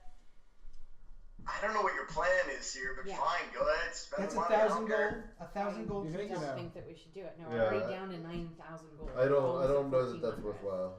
You guys watch me Wait, spending, don't 9,000 you? or 900? 9,000. The diamonds were 3,000 apiece? 300. 300. It was the potions that It was were the a lot. potions that were a lot. Holy shit. I'll be right back. We have 5 potions, Each. Each, We have which is 25 potions total. which is really good. Alright, I'll update my shit then. We have potions of invisibility for 180 each. You can shove those around your butt. Andrews. Rude. It's the cleanest colon ever. You can't see it. I still have one left over from last time, so I've got a total of 6. Unless these different potions. These are different potions. We don't sell this, but you have 6 what? No, I had 1 potion before, so I have 5. You used your last potion, Andy. I don't know if you just didn't mark it off. When was that? The last time we were fighting. I believe that was episode 12 at the 2 hour and 45 minute marker. Thanks. Touché. Did you mark it down? Yeah, I've been marking all that stuff down. Okay. I had 1 left, right? So. Who has had them left? Do you know? The last time a potion was used on me, it wasn't my own potion because I was unconscious. We're still going. We're just we're shopping right now. And we don't sell this, but I know Stargazer sells necklaces of fireballs for 3 beads. It's 480 gold. Yeah, Rodek, Annual, and Ganji apparently still have a potion. Yes, No, I do. I have a still have a So regular then you missed Mark. I'm out of potions, so Van Van that yeah. has one. Yep. Gotcha. Cool. If you want explosions, there's necklace of fireball. I They sell like that the at sound Stargazer. of that. Because none of us can cast a fireball, can we? Or no, Nikki can. No, I can't. No. They did print it. So. They undid it, so Oh. I took it off. So sorry. Yeah, it was a good one. Well, she controls the money. It's up to her. It's not up to me. I pay it out when you guys want to buy. I'm just letting you know we're at, 9,000 gold now. We got a bunch of health potions. So How do necklaces of fireball work? Do they recharge or they? You use it. You chuck a bead out off of it. You pluck it off. You chuck it, and then it turns into fireball. About what time is it right now? So it's probably, probably 4 p.m. 4 p.m. Sunset's probably at about 7:30 at this point. Maybe a little early, 7. Probably. So why don't we go ahead and what's more useful, flying or invisibility? Invisibility was cheaper, wasn't it? How much does a fireball? How much damage does a fireball do? A lot. 86. Is that similar to like what my circlet does? No, it's like your way circle- megaton. Yeah, it's a lot more powerful. It's famously overpowered. how much is the necklace? For 3 casts of it, it's 960 gold. Oh, jeez, that's more than. It's not worth it. Yeah, Like- that's not worth it. The Alright. invisibility, the flying, it's not worth it. Okay. All right. Yeah, I think we're fine. The only thing I would even venture to say is the invisibility, because they're a little cheaper, but even they're like I don't know 50 that each. matters. Because you can cast invisibility if we need that, right? No, I don't have Oh. I didn't take invisibility or fly because Richie kept telling me that it's game breaking. Oh. Don't do it. Don't I do thought it. we had some pass without trace as well. Didn't Oh. you cast That's invisibility on yourself?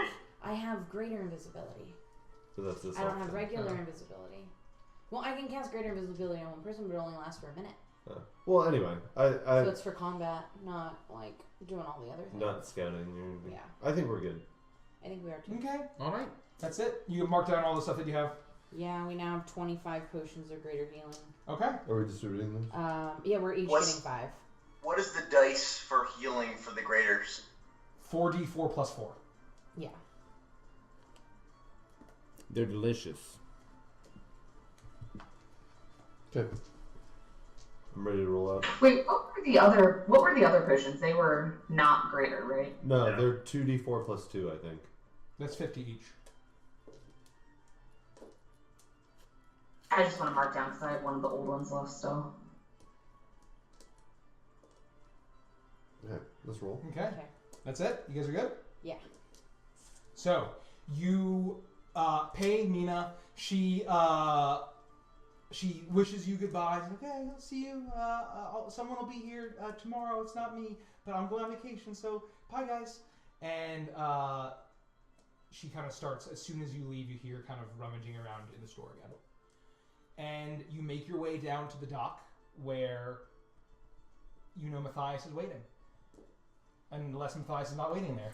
I would probably wait till the last moment to squeeze as much pleasure out of the Mon Ami as possible, and then I make my way down to the dock at exactly sunset. Okay.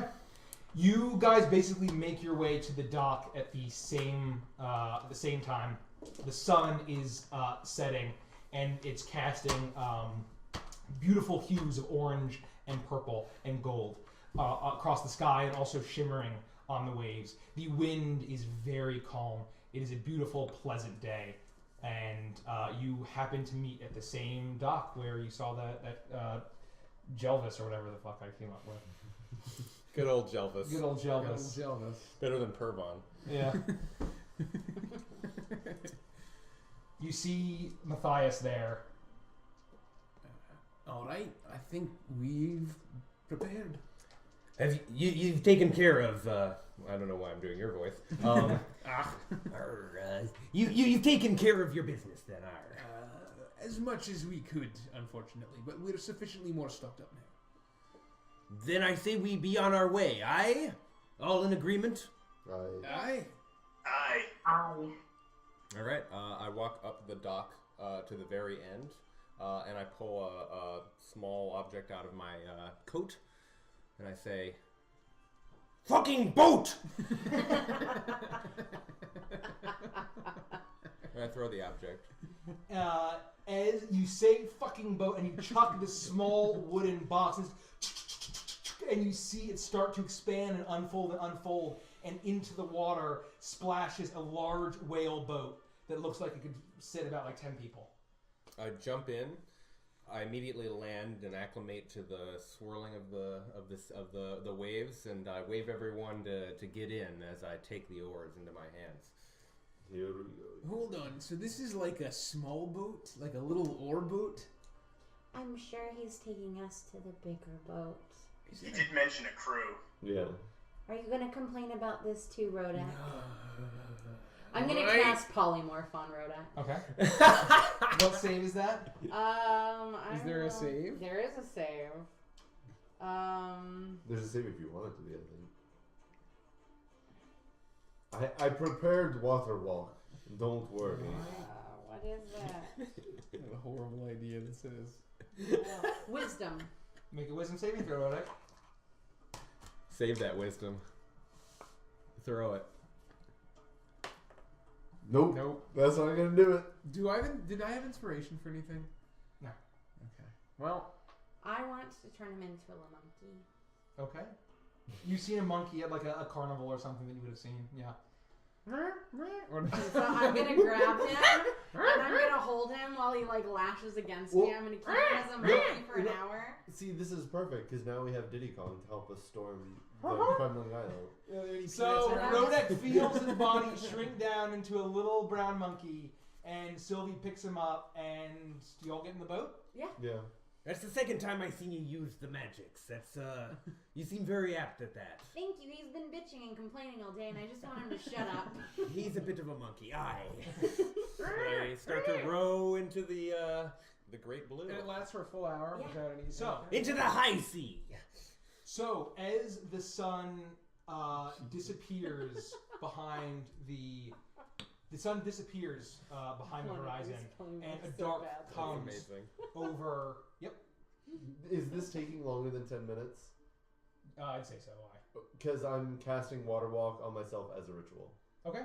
So in the boat, you're casting Water Walk. You're saying your prayer to Bahamut, and Matthias is rowing as if he knows where he's going, and he leaves the dock and goes around Pelor's Light, which is that huge lighthouse by the belfry, and in the night on the sea, it seems to be a clear night, but there is a cloud of mist on the sea that he's guiding you towards. And be quiet, row donkey.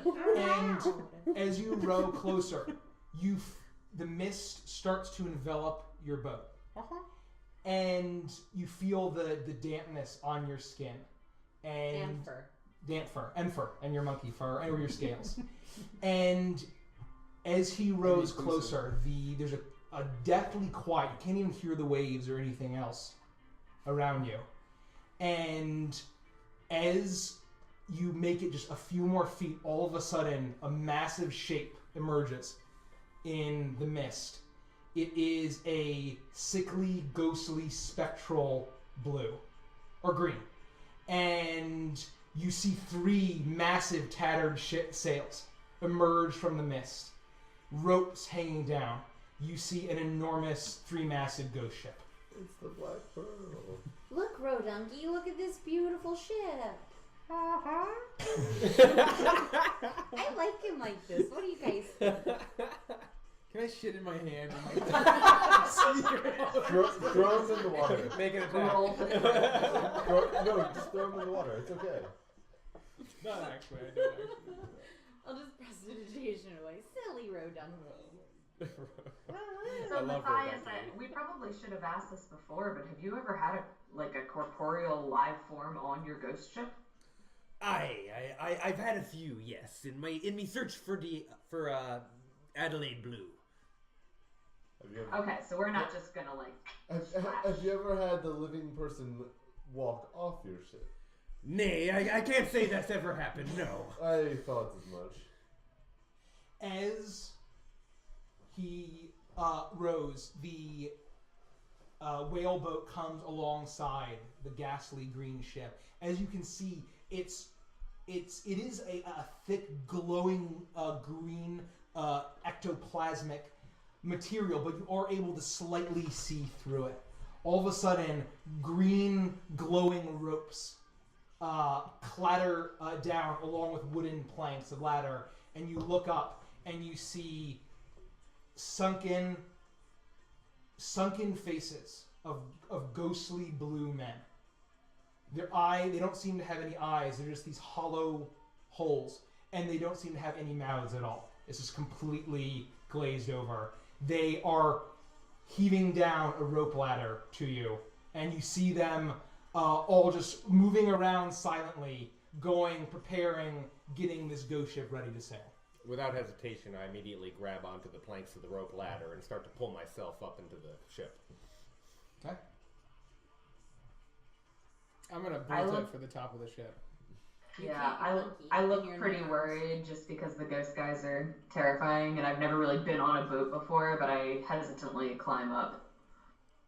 I'm going to take Rodunky in my arms. Can I screw him out of her arms? To mount the broom and fly it to the ghost ship.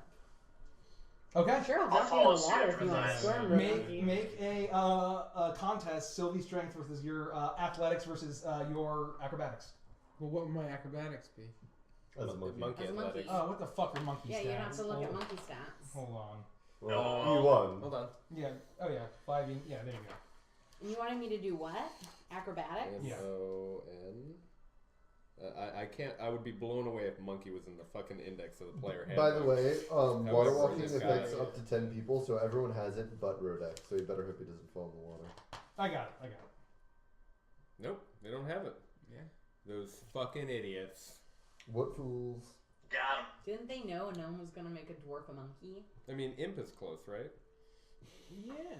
We'll say it's +5. Okay, 22. Yeah, so you squirm out and You land squirm straight out. in the water.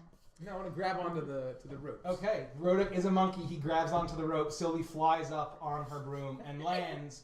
As soon as your small feet touch, although you can kind of see slightly down through to other parts of the ship and down into the sea, your feet find purchase. Sorry.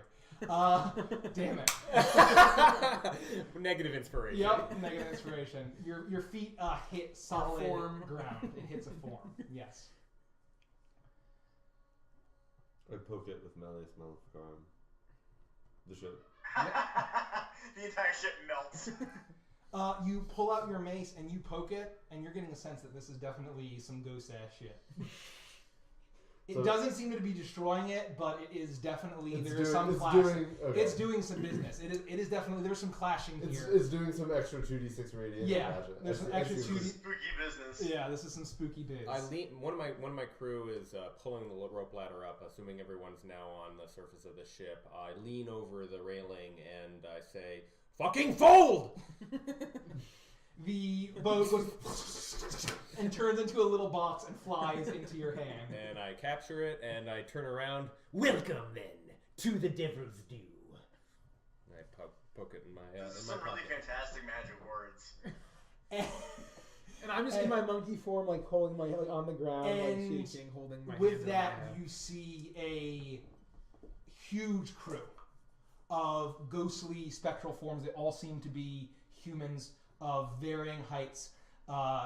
You can't really tell if they resemble at all what they look like in life, but they all have the exact same deeply sunken eyes. And do they have eyeballs? Covered up. No eyeballs. So it's like a hole. So it's basically just like a hole covered up, and then a covered up mouth. And they're walking around. They're pulling. They're pulling all sorts of ropes. You see these tattered sails all unfurl and come down. And although there is no wind, they fill with something, and they start billowing.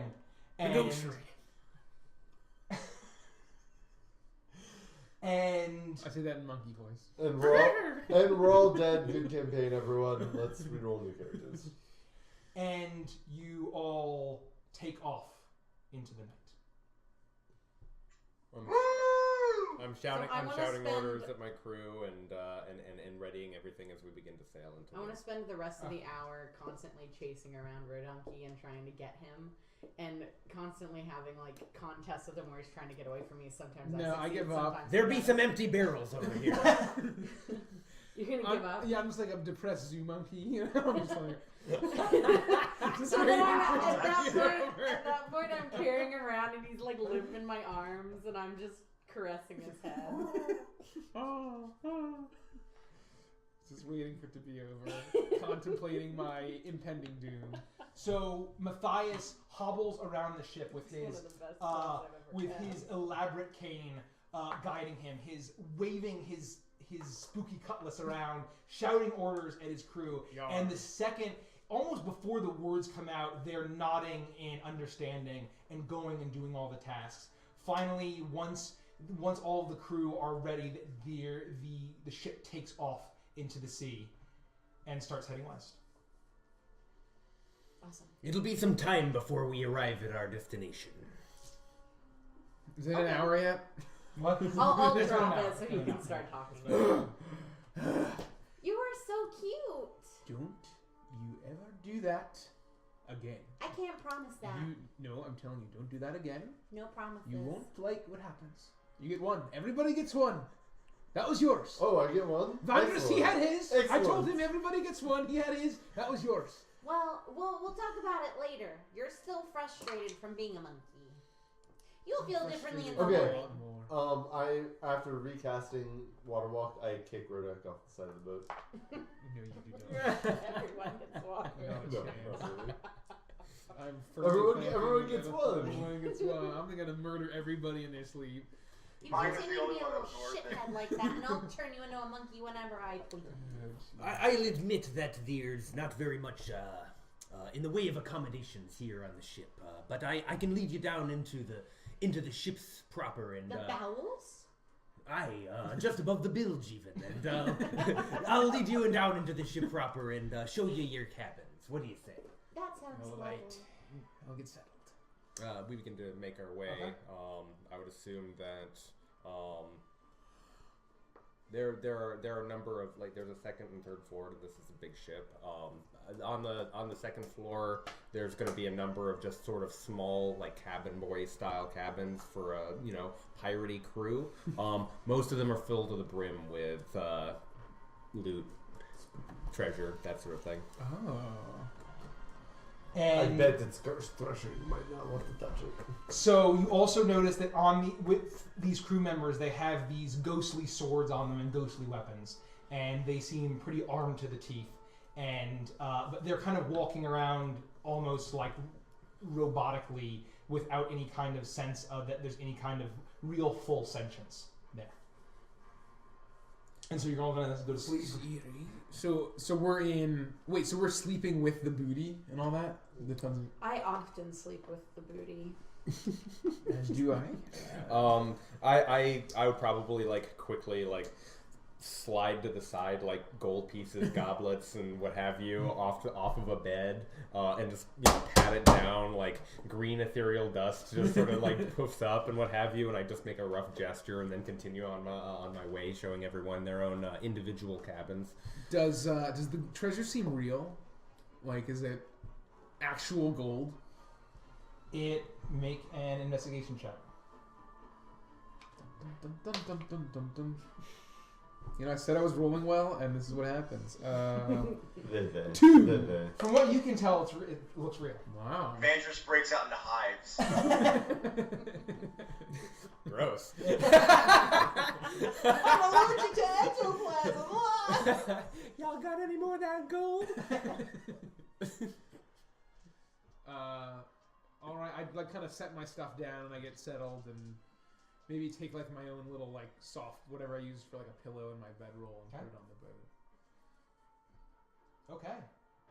Roderick doesn't strike me as the kind of guy who brings his own pillow.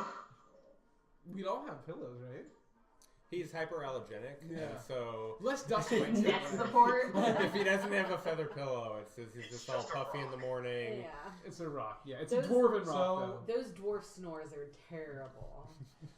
So let's just do our last giveaway question of the night, and hashtag spooky. Hashtag spooky. So if you're still in the chat, in Twitch chat, say hashtag spooky. Enter it into our last drawing of the evening. So just if you're in Twitch chat still, thanks for tuning in. Thanks for sticking with us. Hashtag spooky in the chat, and you'll be entered to win. Also, Masaki, to answer your question, Misaki, to answer your question, I was joking negative inspiration because Mikey was beating himself up about saying find purchase, which is like the DM crutch of description things. So that's where that came from, if that helps answer your question. I say it all the time. I am the worst about it. It's so bad. Also, what seems to be. What seems to be, you guys go and... You guys go. Yeah, and with that, yeah, you guys know all my crutches. It's fine. It's fine. So...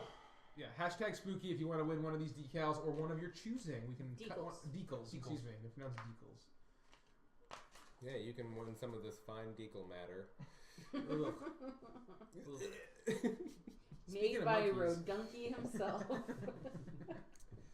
Hey guys, it's me, Rodunky. I'm gonna pass. Okay.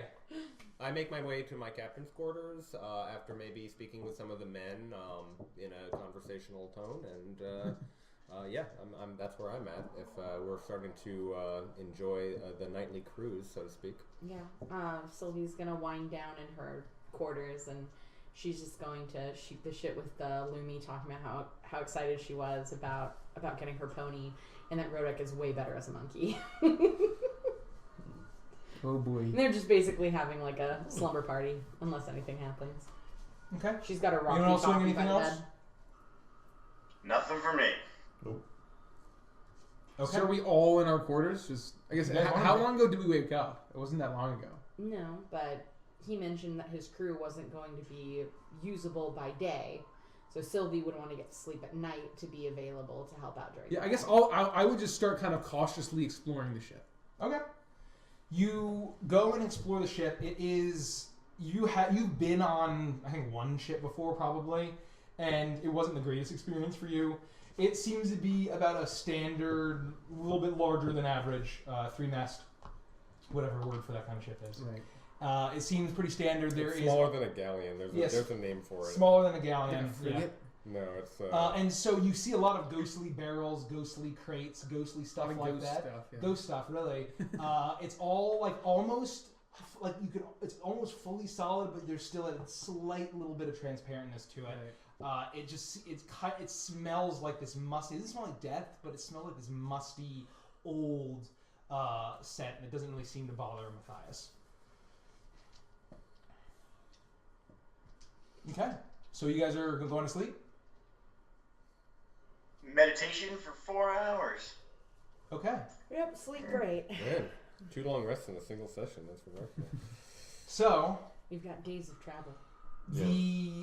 you guys take your long rest.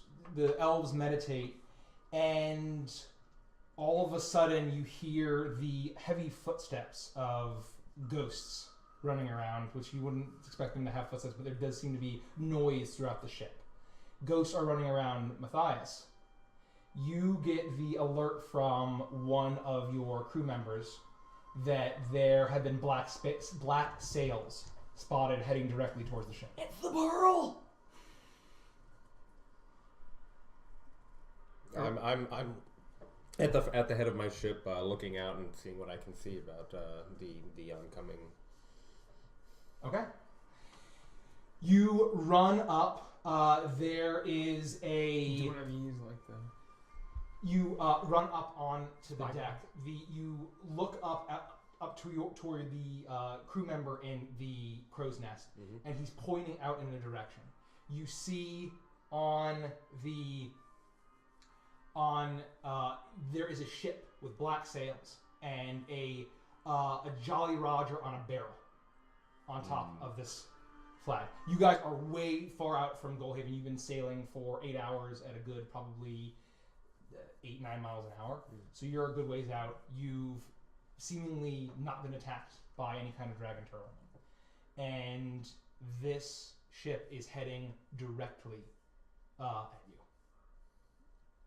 I'll yell to the crew to make preparations. I didn't brush up on my nautical language right before, sitting down tonight. I'm sorry to say, but there be, hoist the hoistables, whatever preparations are needed for potential combat. They strap things down, and there's certain things that you do as a piratey crew. And I'll be yelling those things and as I make my way to the railing. That most connects me to their heading so that I can keep an eye on this ship. Okay, you keep an eye on it. You guys all are easily woken up by this. This is the morning now. The sun is blaring very bright. If you're all getting up and running up to the top deck? Yeah. Yep. I'm shooting out. You see... Did we get a full 8 hours? Yep, you got a full rest. You see the crew members, they're all running around, they're hoisting the hoistables, battening down the batten-downables, hauling the haulables, and you notice that the weapons that you had seen in the moonlight are no longer on them. They are completely disarmed, it seems, in the daytime. Well, ball sacks. And... I'll turn, have they gotten to me at this point? So the ship... Not the ship, the party. Yes. Okay, they're all around me. I turn to them and I say, see the flag there. Does that look familiar to any of you? Was this the same group that attacked the bay of Gullhaven? As far as we know, it's not. They had a different, right? Yep. They had a different flag. Well, they may not be meaning us any harm, but be on your guard. My crew... You'll be soon finding out why they call me Midnight and not Daytime. So what do you do if you get attacked during the day? Cry. Has this just never happened before? It's never happened before. Why are we on this boat? So, in the same way that Blue's blood had spilled in 3 years, this hasn't happened. Please don't make me turn you into another monkey. I whip out my axe and I'm just preparing. I always have my cutlass. Which direction is the boat coming from? You guys are heading straight west. They're basically coming in straight at you from, I don't know, whatever that direction is.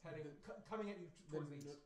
I would know, I think, what would happen in the case of collision, and I would know which direction to turn the boat. I don't think we ever talked about that when we... I assume there's right of way. I mean, at least in our time there is. I don't know about that. I guess I'll I'll run up and fucking grab the steering wheel and start to turn into the thing. Let's do it. So you start to turn into the ship. You know that collisions probably aren't the best, but you are basically on a near collision course. Mm-hmm. And as you approach, you start to make out a dark coated figure hanging on to the front of the mast. And as you get closer, you notice that he's a human. He looks vaguely familiar to you. And you recognize the captain of the pirates that only a week prior you had let live in your investigation. And he yells out, "Midnight Matthias White! You shouldn't have left all of those crews that you slaughtered, and you shouldn't have left any else alive! We will have our revenge!" As I recall, I burned your crew down and I held you to the ground like a... something that's Monkey! Like a monkey!